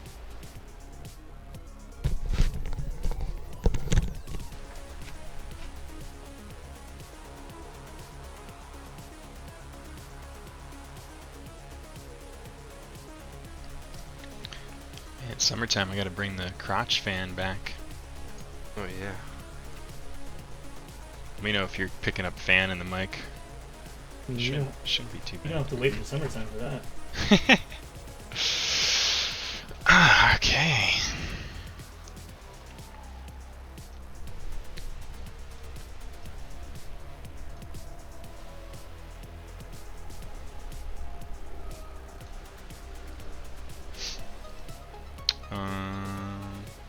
As soon as Kyle's back, we'll pick up.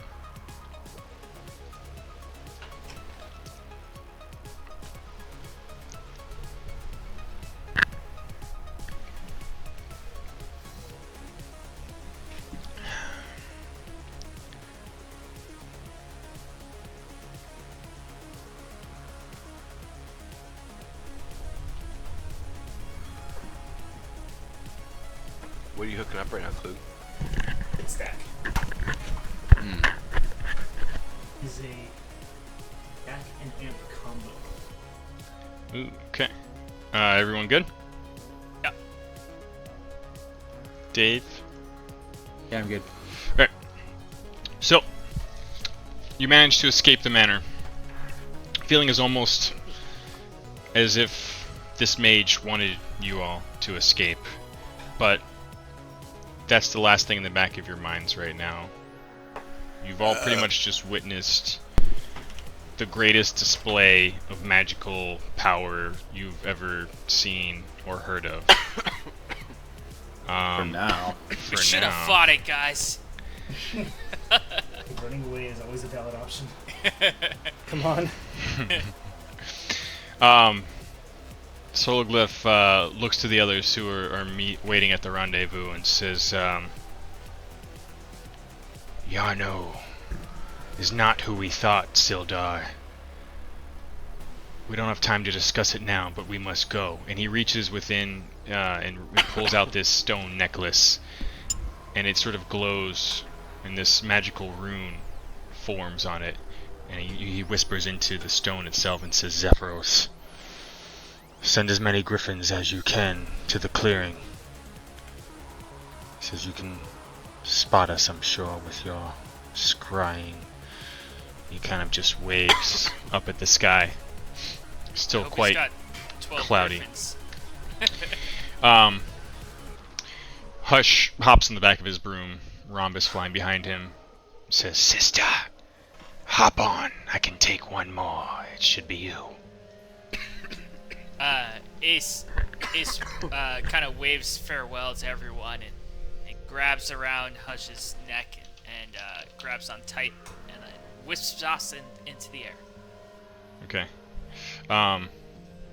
Numerous about 5 minutes pass, and calling through the night, just a small fleet of griffins land and touch down. The golden-eyed halfling looks around at all of you and says, "Remember, ride them, but do not disturb them in any way. These are strong, fierce creatures." And he hops on the back of one. And there's enough that, you know, a couple of the smaller folk, Sister Garael sort of holds onto the back and rides one with Darren. Nice. Sildar gets on one. There's I'm going enough. on one with There's enough Palandor. for everybody, with the others riding the broom, Oh, that's and right. a couple of them hiding on. Yeah, you and Palandor can ride one. What, The what's dwarf and the Nundro halfling doing? ride one. He's I getting push on with. Nundro. Yeah. I push The it. On one. yeah. Solar Lift takes him and says, "Don't worry, I've got him." And you all fly back up into the night sky. And you once more Boy. touch down on the firm cloud stuff that makes up Zephyros' tower.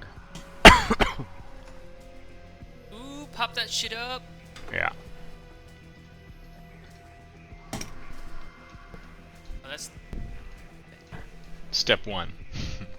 You might as well keep that up. 1 second, please. Loading. Ooh, using that control key.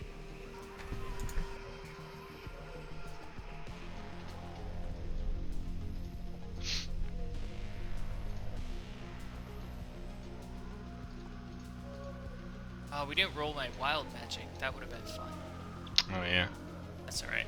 It had no effect in that Yep. strange moment. Ace was stressed out. Alright, so you all fly on the back of griffins through the stormy, not raining, but still quite cloudy night sky. I should do this. In a straight line. Stormy, but not rainy. What? Such weird magical weather we It's have, thundering and lightning. but not threatening. Yada yada yada. Oh, you're spreading it out. In an arrow formation. Yeah, You all land back again outside the tower. It says, "Come, everyone get inside. We must discuss many things." Ace uses a cantrip, minor illusion, and she disguises herself kind of like she did when she was talking to the other chick, whose name I can't remember right now. Halia? Talia, with short black hair, with kind of like a brooch and like a kind of like dress kind of thing, Okay. dark dress. You're It's- casting that on yourself right now? Yep, it's apparent to the rest of the group that I am me, but I appear as though a different person, like a humanoid type person. Okay.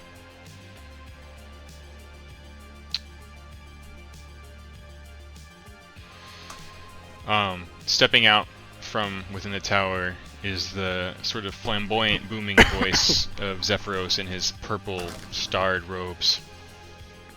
He says, "I watched you where I could, my friends. I'm glad most of you have made it back. Come, come, come, come. Everyone gather inside the tower. For now that most of the council is here, we must discuss our plans." And he just hurries and beckons everyone to come within.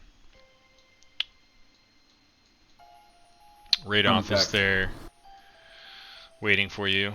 Sildar and the other allies sort of go around the table. Zephyros takes a seat in this large stone chair at the base of the very large table. You can tell that they've tried to make accommodations for you small folk to feel comfortable in this place that's furnished for someone who's of an average height of 20 to 30 feet. Stacking things up here and there. It's kind of Aurelian like, still appears to be in some sort of mushroom-induced coma. it's kind of like holds back a little bit at first, and with Peck, and kind of like stops him with her hand. and she says, keep your eyes open. And then they walk in. Okay. Palandor walks up to Nundro. I swore to you once before that I would find your brother. I swear to you again I will find Gundro, and I will give him back to you. Gundro Bros. I thank you, Paladin. Do not make this promise lightly. I've shed some tears for my brother as if he were dead, but I could see that he still lived in whatever magical prison that thing put him in. And I apologize to all of you for bringing you in upon this. For it seems my brothers and I have some fault in the matter. We set you upon finding that forge, thinking we'd make a name for ourselves, become rich, bring prosperity. But it seems we've all just been pawns in this wizard's game, or whoever he serves. And for that I'm sorry. Kinda just bows his head. He steps up. What care you about riches? And then she holds her hands out and she displays the magnificence of the tower around him. What could you possibly have gained from knowing about the forge? I didn't know much of the forge. My brother was the one who kept his nose in books when he wasn't digging in mines for gold and jewels. It was Gundren who led us to find this fabled mine, this fabled forge.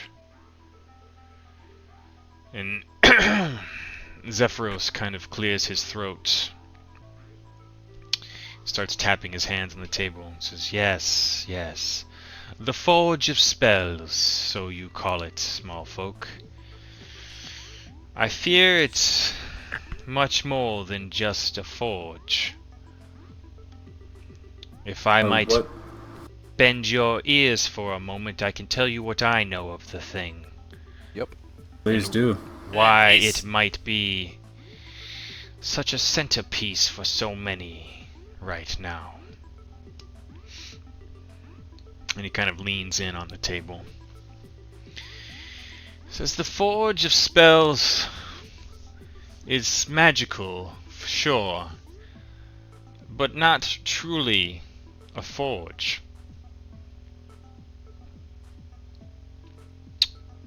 Some of my people, hundreds, perhaps thousands of years ago,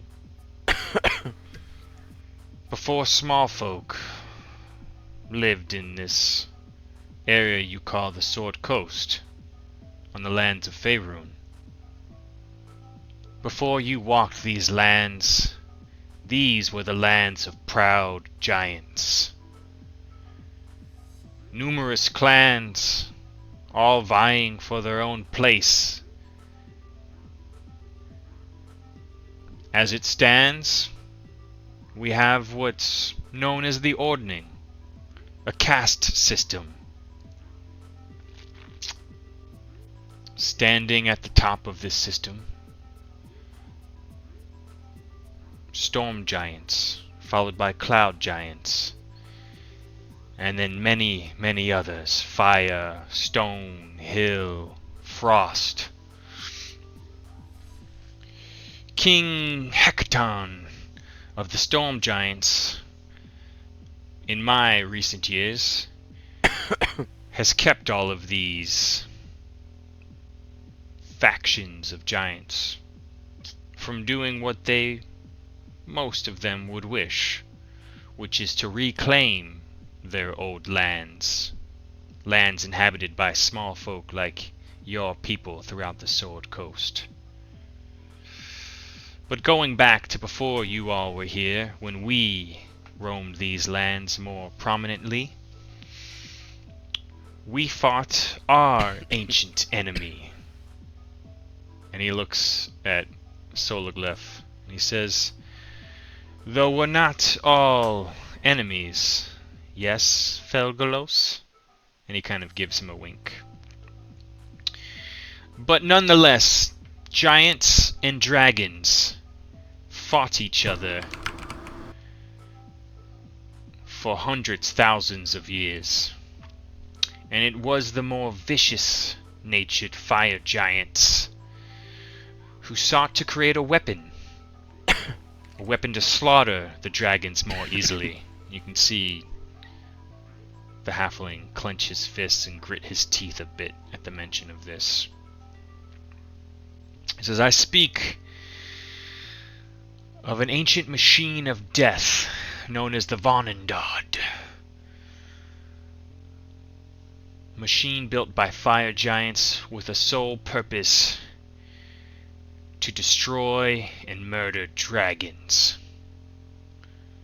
And I believe, after some study, that this forge of spells is but a small piece that fit into this construct.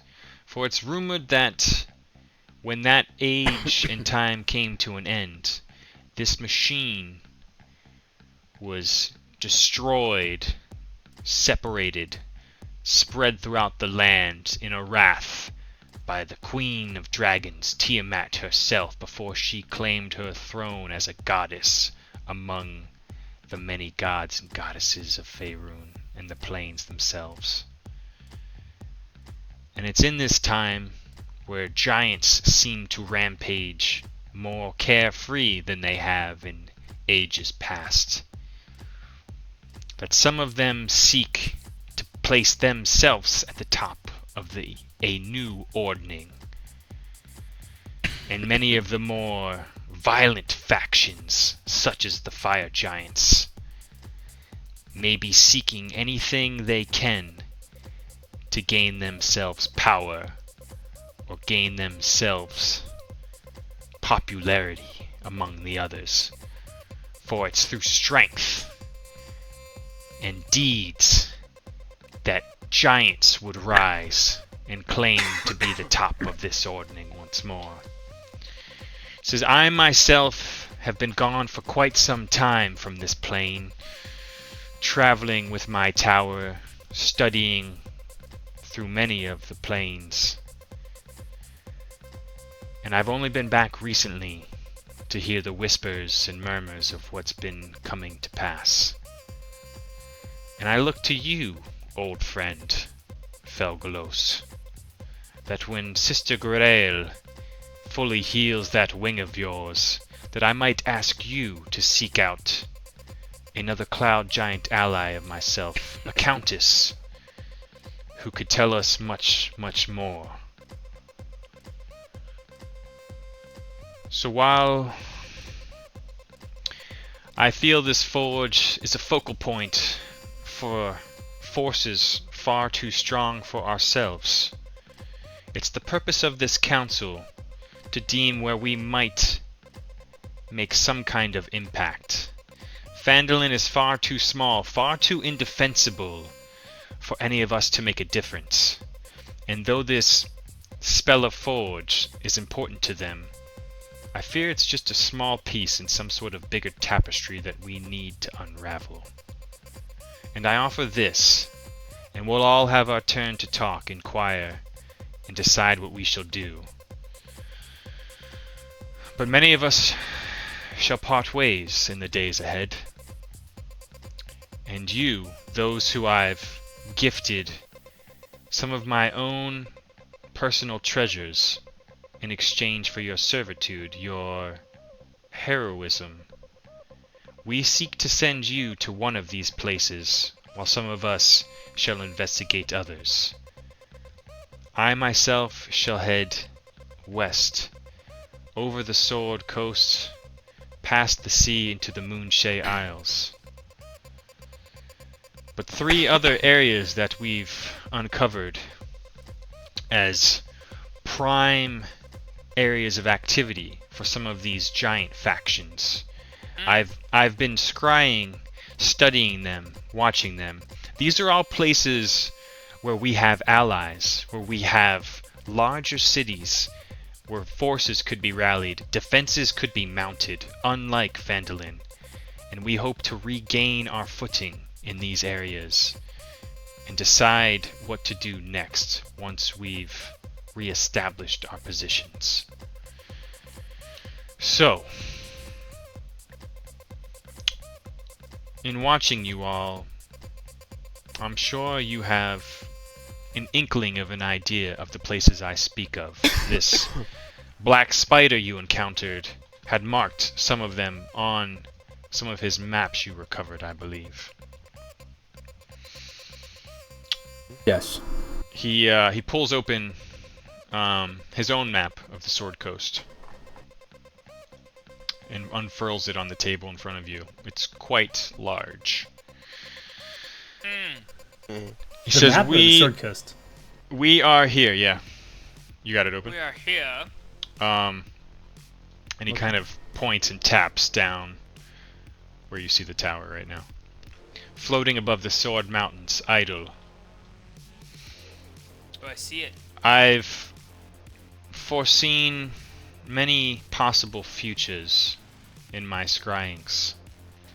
But we've all agreed in your absence that the city of Tribor to the east of us, the home of the Emerald Enclave in the farm citadel to the south of Golden Fields, and all the way north to the spine of the world in Bryn Shandin, a part of the Ten Towns. These three areas appear to be drawing the most attention from the giant forces. I have my own thoughts about all of these locations. You may all have uncovered your own bits of information in your travels about them. Some of the others on this council may have their wishes for you as well. This is an open discussion. Ace takes note of that. He's kind of looking at all of you. Yep. He says, but before you make your choices or present your arguments, I'd like to show you this. And he pulls out this silver bowl with a still pool of water in the middle. And he kind of waves a hand over it. And you all can kind of see it looks like a normal pool of water, but as he waves his hand past it, images form. And the water turns icy, cold blue. And he says, sure enough, frost giants gather to the north near Bryn Shander in the spine of the world. Yes. And I see them in a possible future coming down on that city where we have allies. And he waves his hand over the pool again. He says, the Golden Fields, their other cousins pass, and you see these large, massive hill giants stomping through villagers, picking them up, biting their heads off, carrying live and dead corpses in front of this massive, massive hill giant. You can't tell if she's male or female, but the saggy breasts. She's male or female? Oh, we'll make you think she's a woman. Yeah. Words. Hill giant after hill giant, all male, appear to be bringing her offerings, feeding her, strengthening her. He just kind of shudders, and Zephyros says, disgusting cousins think feeding and growing fat makes them stronger. And he waves his hand once more, and little flames sort of kiss across the water. And he says, fire giants, head for Tribor. And you see massive armored fire giants rampaging through a village with little fire demons bouncing and setting a flame to all of the houses. Oh. Attack on Titan. With the Witcher saving that kid. Yep. Sounds like they're fine then. Yes, they got the Witcher. Yeah, Geralt's over there. These, as he sort of circles on, I'll show them that to you again. Where was the hill? Where were the hill giants again? What town? Here, yeah, let's do this. So, To the north. Bryn Shander. Bryn Shander. And I wish that shaded more, but you can see it, right? Yep. And then our Tribor is. Yep, in Tribor. I'll just do it for the sake of it. We got Tribor. And then to the southeast. Golden Fields. Golden Fields, okay. When you kept saying that, I thought you were trying to describe the fields themselves? Yeah. Yeah. No. The Golden Rados says, Fields. yes, the Emerald Enclave keeps our main headquarters within there. It's a dedication to Shantae herself, who's a goddess of nature and harvest. So, Ready for Ace to do her deal? everyone's just sort of nervously looking around the table. Rados says, I mean to go to the Enclave in Golden Fields myself, but I will not sway any of your decisions. Sister Grail chimes in and says, I mean to fix that leg of yours, halfling, and that wing of yours, dragon. She looks at the other halfling. Wherever we go, we're going to be floating in this tower together for at least several days or more. Fuck yes. I have contacts with the Harpers in Bryn Shander. Perhaps I shall head there, with or without any of you all, when we are finished here. Sildar just chimes in quickly and says, Nundro, you may come with me. I mean to head to Waterdeep and speak with members of the Lord's Alliance there. I must make them aware of what is happening along the coast, if they are not yet aware. Zephyros looks around, nodding, says, please, if anyone has questions, concerns, thoughts, now is the time. This council means to send you as a group to one of these locations of your choosing. We shall fill in the gaps elsewhere as we can, perhaps hire other adventurers, or seek other allies. We have allies in Bryn Shander. What reasons do we have to save the other places? Like, what better reasons do we have if we have allies that we need to save? Zephyros is sort of tapping the table, smiling at you, and says, yes, you in particular might have interest in the north. You once captained a ship, did you not? Yes. Have you seen it? He licks his lips a little bit and looks down into the pool once more and waves his hand. And the waves ripple and almost form like a miniature ocean in front of you. And he points. Let me share this to the screen here. Kind of points to Neverwinter and waves his hand, almost forming a rough ocean. And you see phantom miniature ships moving across this pool, this vision pool he's got in front of you. And there's just ship after ship all heading out to sea from Port Last and Neverwinter. All of them heading out deeper and deeper into the ocean, almost heading towards this trackless sea, into this swirling vortex. And one of those ships, rebranded, but you would recognize it anywhere, is your ship. And off the coast of Fireshear, out near the Isles in the trackless sea, is this just strange formation, this fleet of ships, made up of ragtag ships, vessel merchant ships, pirate ships, and then these really, really long ships housing frost giants. And they all appear to be in formation, heading out to the sea. It says, strange things happening out there. Things I've not yet been able to discern. But your men, there. As for the other locations, he waves another hand over the pool. He looks at you, Palindor, and you see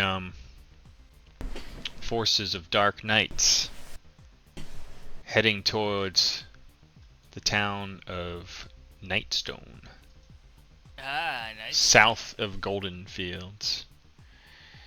Says each location is surrounded by intrigue, by movements. I can't make a decision for you. Collectively, you must decide. He says, take as much time as you need. No matter where we go, we're going to be floating in my tower, and I will try to make you as comfortable as possible. We will be floating here together for several days to a week's time, depending on where we go. One very rarely speaks of such things. My heart is obviously drawn to the Golden Fields and that of Nightstone. But a dream came to me. I believe it from Lathandia himself. I saw the spine of the world. I believe we are to travel north, though I am torn. Everyone else is looking around at the other companions. I just lip thank you to Palindor. Not for you, Halfling. What say you, Brugark? Radoth says from the corner of the table. Where does your heart lie?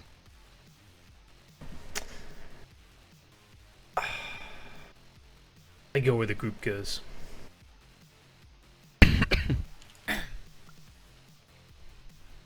Damn. Tieflings? Ace steps forward and she slams her fist down on the table before Zephyros. Says, where you've managed to gift my friends with things to aid us in our journey. You've only managed to curse me. And then she kind of she sticks her hand out and the flesh starts to crawl across her arms. All I've had are visions of this man in red. I've come face to face with him and he almost slayed my entire party and we just barely managed to get away. All I've wanted to do was kill people and sacrifice them to this flesh that crawls across my body. What have you cursed me with? He kind of looks at you. Generally a bit more light in tone. He gets a bit serious and says, I do not know of your gift. I recovered it when traveling through the plains. They slammed her fist down on the table again. Who did you get this from? Who did you lift it from? The man in red obviously has something to do with this, and we just barely escaped. Who is the man in red? I uncovered it from a demon that I slain. I thought it was just a trinket of his. Threw it in my closet along with all my other findings to study at some point. But when I spied on you all, I had a vision of you taking it from me. I don't know if the vision came from myself or the item. I simply offered it to you to see what you would do. And you took it. And now you and it are together. What that means, I don't know. But it's yours now. And I don't want it back. It would seem that no one would want this back, and she flicks her wrist and a little piece of flesh flicks off of her wrist, but then it quickly comes right back on again.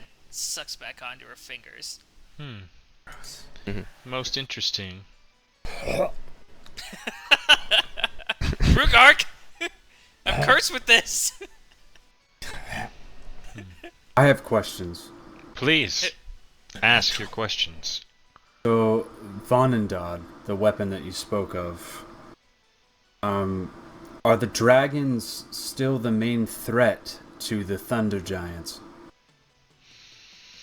Why do they seek this weapon again? What is it that they want? Are the dragons that strong? The dragons have been dormant and quiet for quite some time in these lands. The Golden Eyed Halfling is nodding. He says, yes. Many dragons lay low and have divided up territories in this area of Faerun.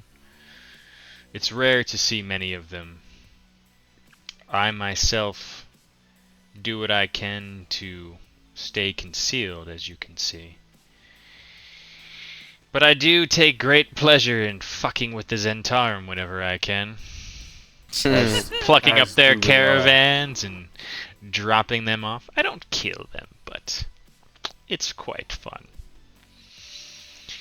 I've been spending most of my time in Candle Keep, studying the history of dragons and giants, magical artifacts of these parts. So I don't know why, other than the sake of the lore behind this Vonindod, that giants would be seeking it out. I doubt that they even have the capacity to reconstruct it. This is Felglos the Halfling speaking now. Zephyros is nodding. It's true. Yes. Was Vonindod the dragon that scattered Vonindod? Yes. Could she travel between the planes? It's said that she's a god. So, is it likely, Zephyros, in your travels, have you seen anything similar to the Forge of Spells that may exist upon another plane that could be this Vonindod? No. I have not encountered anything quite like it or encountered the Forge myself, as you all have.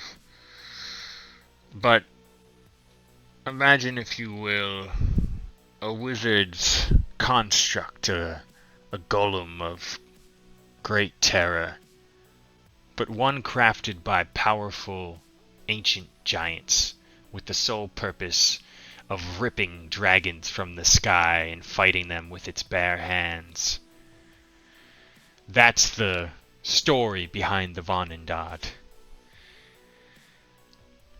Most don't believe it to be true. And to be honest, I hadn't heard much about it since I was a young child. Something's disturbed the order of giants since I've returned recently. It's the only thing that could explain the chaos sweeping the coast right now. King Hekaton and the Storm Giants were revered, feared, and respected. And something must have happened to have caused such chaos. Fire giants seeking out this Forge of Spells, this Vonindod. I can only presume that they seek to prop themselves, like recovering some ancient fabled thing. They seek to bring it out, display the glory of their success, and claim themselves leaders of the giants, top of the ordning, displacing the Storm Giants. There is power in that forge. If there are other forges like this, there will be power there, and they will only grow stronger. If the stories are true, the Vonindod was shattered by the dragons and their queen, and scattered throughout the land. And if that's the story I know, that's the story they likely know. So you could assume that they may be seeking pieces of this thing everywhere. To have found the forge, well, we can assume that Phandalin will be crawling with allies of these fire giants in no time. Philoglyph, of the ice dragons, what do you know? Are you friends at all with them on the spine of the world? No, ice dragons tend to keep darker alignments. But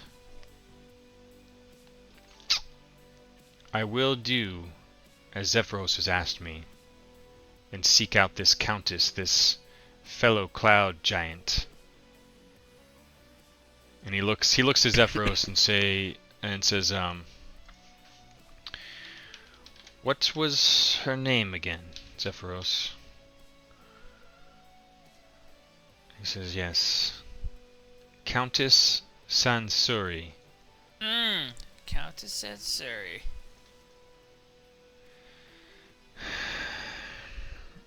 I have not seen her for many, many years, but she's the closest thing I have to reliable contact. I would ask that you fly to her in her cloud keep and seek out answers for us. And perhaps all of us can be in contact after you've made contact with our allies in Bryn Shander or wherever you go. Do you have a way for us to talk over long distances? Perhaps any kind of artifacts that you may have in I your don't storehouse? have another sending stone, one that I keep with myself and Felgalos here. But I can, through magical means, spy upon you and reach out to you magically from time to time. Ace quickly looks over towards Nundro. Don't you have one of those stones, my friend? To Nundro? Yep. No, he does not. You've only seen the halfling who had one that he used. Yeah, he was the one that called the griffins. Called the griffin. Well, he called Zephyros to send the griffins for you all. Yeah. Okay. My bad. Okay. This countess, are you going to introduce us, or do we need to introduce ourselves? Like, this is Zephyros steps in and says, like most giants, the countess isn't the fondest of small folk. That's small, pretty big for a halfling. Yes, I'm sure you are, Captain Peck. No disrespect intended whatsoever. But Ace's hands start to glow red, and fire starts to erupt out of her hands as she grips down on the table. Felgalos is a fairly powerful dragon and an ally of my own, who I can stay in contact with. I mean to send him and him alone to meet the Countess in her cloud castle. First I must find wherever she is. She tries to hide herself from such prying magic, unlike you all. So kind of you.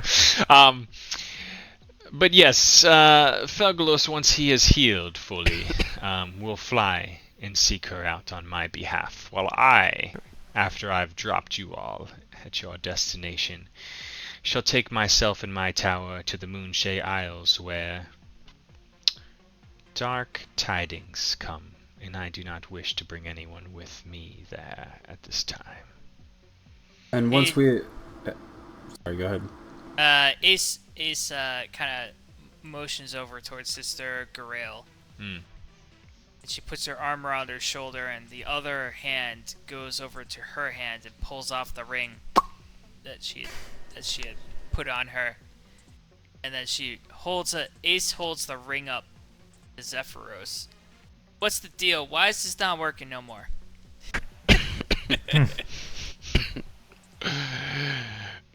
Sister Garaele kind of huffs as you pull the ring off and says, well, I give her a little kissy face. Taking back your gift so soon? You were only meant to hold this for me.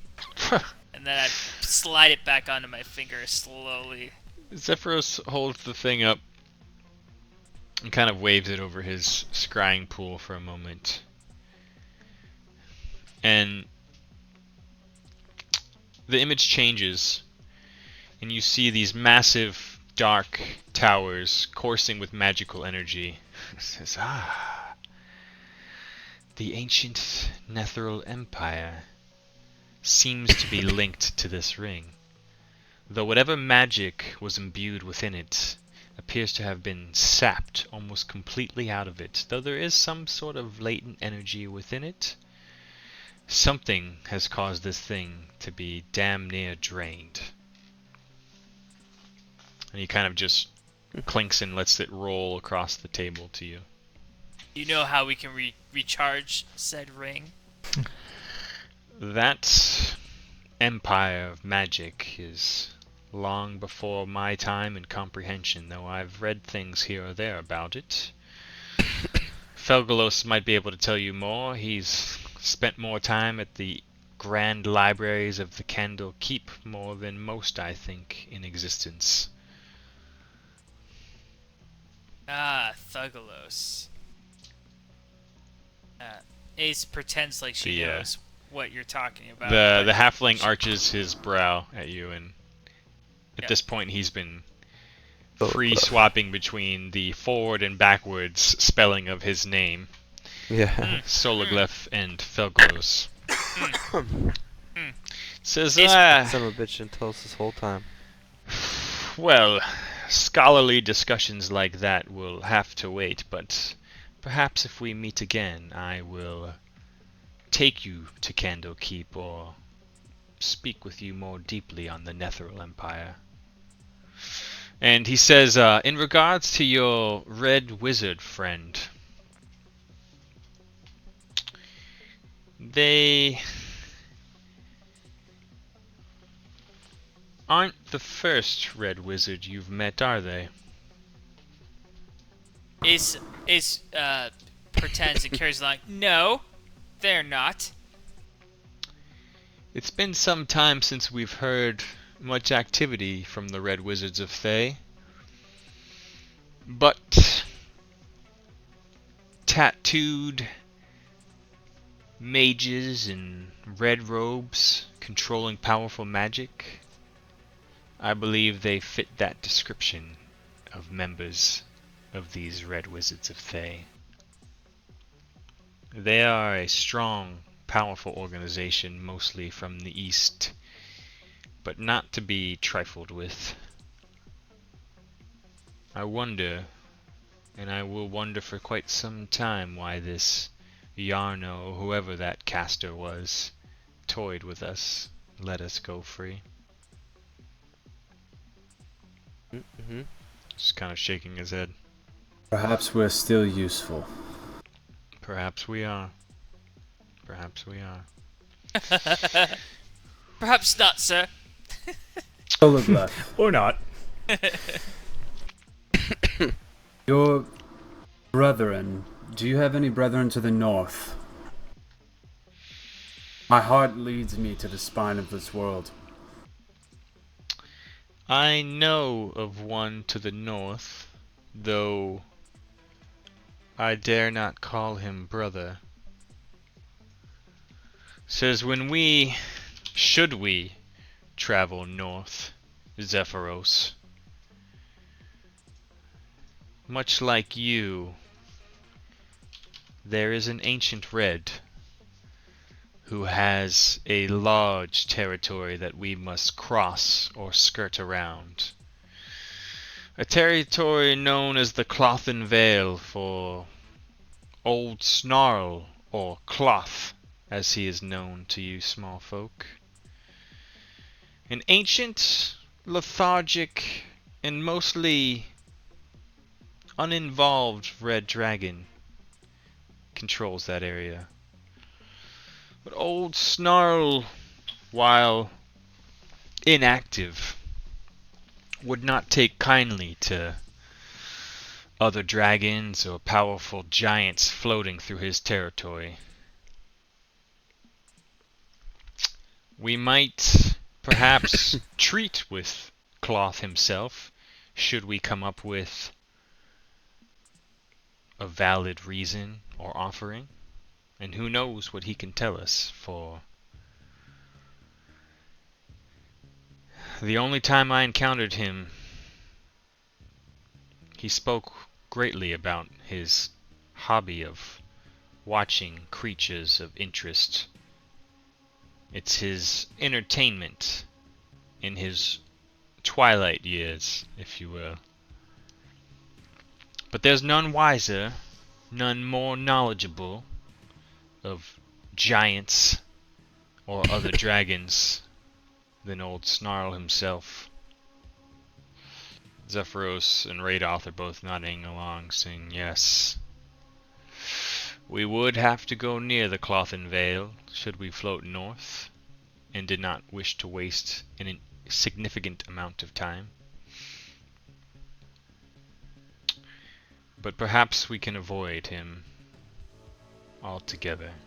I'm still not accustomed to the ways of dragons. What sort of offering do you present to a dragon?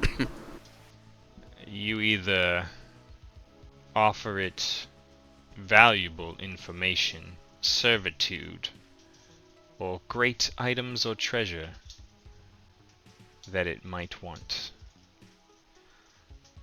And then share my treasure? the halfling kind of butts in a bit and says, Cloth appreciates entertainment more than most things these days. Ah, if only we had an entertainer. Heyo!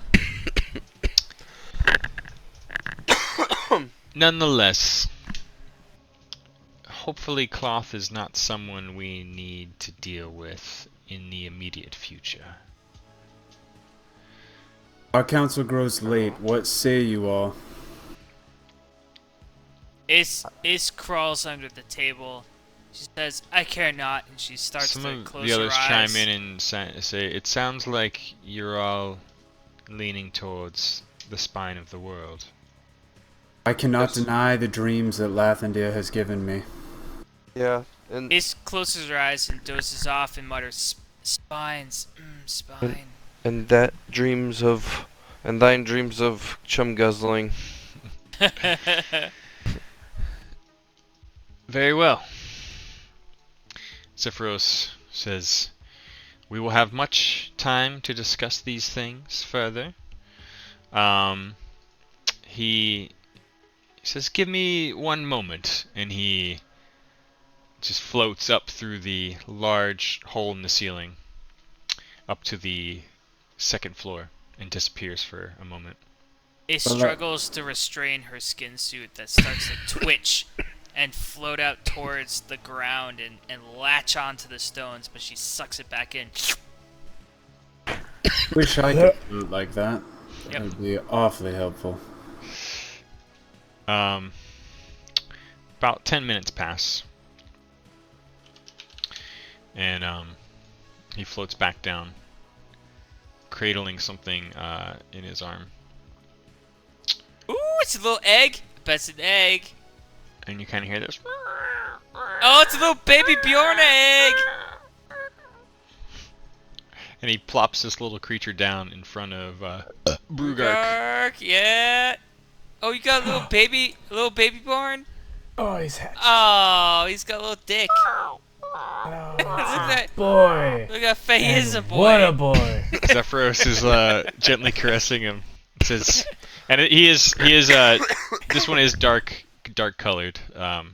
It says, Dark colored. you sought one with a darker coat. Is that correct, Druid? What are you gonna call this dark colored? I call it Blackie. Yeah. I kid. Yeah. No, but serious. No rush, but But his name is Blackie. I urge you to take great care of it in its younger years. Call him Big Dick. It will be hungrier and hungrier Big with each Dick passing Blackie. day. And I'm glad to hear you heading north. For Radoth and I have an ally in a village on the coast just south of the spine of the world. And he kind of points out the map still on the table. It says, the village of Fireshear, when you've finished your business in Bryn Shander, is home to one of the most talented griffin trainers in this realm. Does he I'll give you train the darkies? details later, but I implore you to seek him out once you've finished your business in Bryn Shander. What's his name, so I can just make a note? I will tell you later. His name is No Dark Griffin Griffins Trainer. Allowed. Yeah. Griffin Trainer 1. Yeah. Wait, and you're saying that I should go to this trainer after we go to Bryn Shander? Yes, once the Just get a little once the older. child's a bit older, you see. It won't need more other than a common, what you would call puppy or cat at this age. Except. How am I going to keep this alive? Please train it to be silent more than anything else. You will bond, you will grow. It will let you know when it's hungry. I want to pet it a bunch. Well, Probably by biting your finger. Says now for the details. We have quite some time. 624 hours to be exact. 26 days, give or take. That we must travel. I know first thing in the morning, Sister Grail means to open up a sick bay on my ground floor here, so... Thank God. Like, you and specialty in Felgalos legs? will Thank Lavender.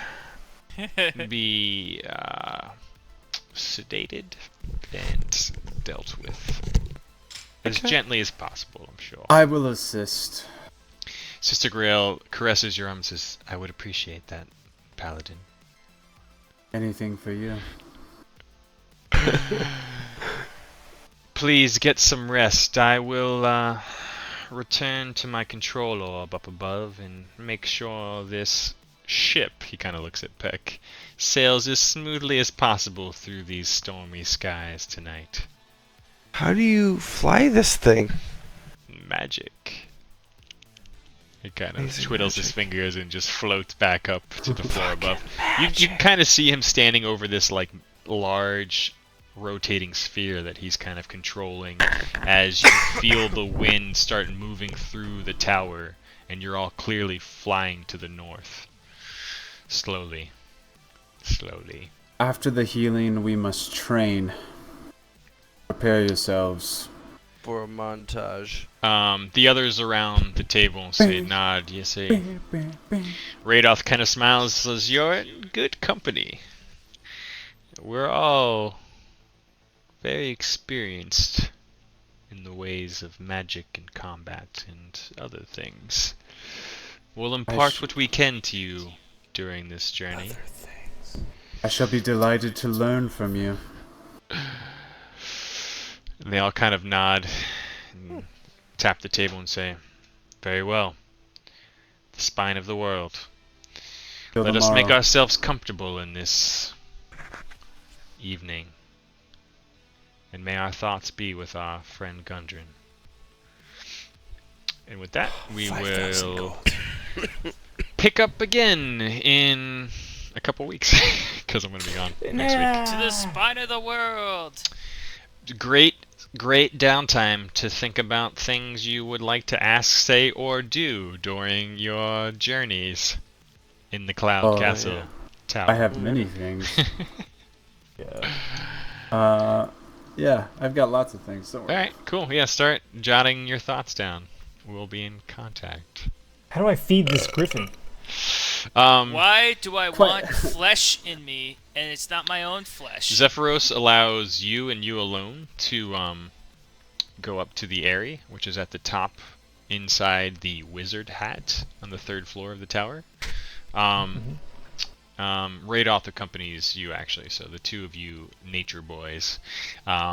He allows up there and takes a moment to sort of pacify them because the parents get really, really ornery once you appear initially. Oh, that's good to know. But you see the mother and father of this current litter. Oh, they're so happy. Look at They them. seem pretty happy. They have some good sex. You can tell. Yeah, Look at that. they make some babies. Yeah. I just exited. There's another much larger sort of warrior. Oh my griffin. God! One of the ones that bore a couple of you back from the woods. It's And it kind made of out snaps, of fire kind of and snaps light. and squawks at you all, like Oh my puffing its God. chest out as if it finds you untrustworthy. I don't even mind that. Zephyros kind of says, "These creatures, while not necessarily as powerful as dragons, are faster, damn near as strong, and quite clever, but ferocious if not trained properly." He says, "This one considers himself an alpha, bore me the previous litter with one of the others. In your hands, Brugark, you may raise a powerful friend and ally, one stronger than any bond you could form with another two-legged creature. Treat him well, feed him meat. They like horse flesh, but Wait, other did you say creatures' flesh will do." Whore's flesh? Horse? That's what I heard Whore's too. flesh? There is another one that has similar markings to the baby you bear. It's kind of like almost an, not say like an adolescent. He says, once yours has gained, they grow fast. Y'all's. So once yours has gained several months in age, it will start to look like that one and some of the others. Ace up and downs Brugark and studies how he looks and how the griffin looks. Brugark and Radarth are the only ones up in the area right now. Seeing this, Well, they allowed no one else up there. Ace up and downs. Ace up and downs. You can look up Brugark. the hole and kind of like way up there. She starts to unsettlingly kind of like look Brugark up and down to try to like memorize how he looks. In this but moment. Radoth says, you can leave him with me, Zephyros. I'll show him a thing or two. And he just starts kind of just almost like basic animal handling, building blocks, and then just starts describing some of the differences of griffins and their history. teach him caca. Yeah. Caca. Teach him the evil owl hoot. Oh yeah, the infernal owl. Yeah. You do notice that there are a couple carcasses of wild horses and infernal owl, oxen and things like that. God. How often do they need to eat? He'll let you know. He's gonna fucking eat you at a house at home. Dude, that's what I'm worried about. What did we just inherit? Radoff just sort of pats you on the back and says, "Fear not, my boy. If you train this thing well, you will make quite a presence in the Enclave, should you return to us with a griffin at your side. You'll only eat 3 Quite horses an a day. impression indeed." You'll make Kinda quite smiles. the Won't let you down. killing. Cool. Alright, we will leave things there. But yeah, during our downtime, reach out to me if you like about lots of things. I will. I have else. such questions that are not answered. Yeah. Such questions. Nobody can answer the questions I keep Alright. presenting. We are heading into the next chapter indeed. Why's my ring not work? Why does nobody know what my ring is? You've been given some information? Why I are you keep so going like fixated this on to it? everybody I meet, and they're like, I don't know what the fuck that is. Like, just tell me. Why is it Alright, busted? well, I'm gonna send you a link to the stream recording afterwards, and you can rewatch all of the many explanations of the.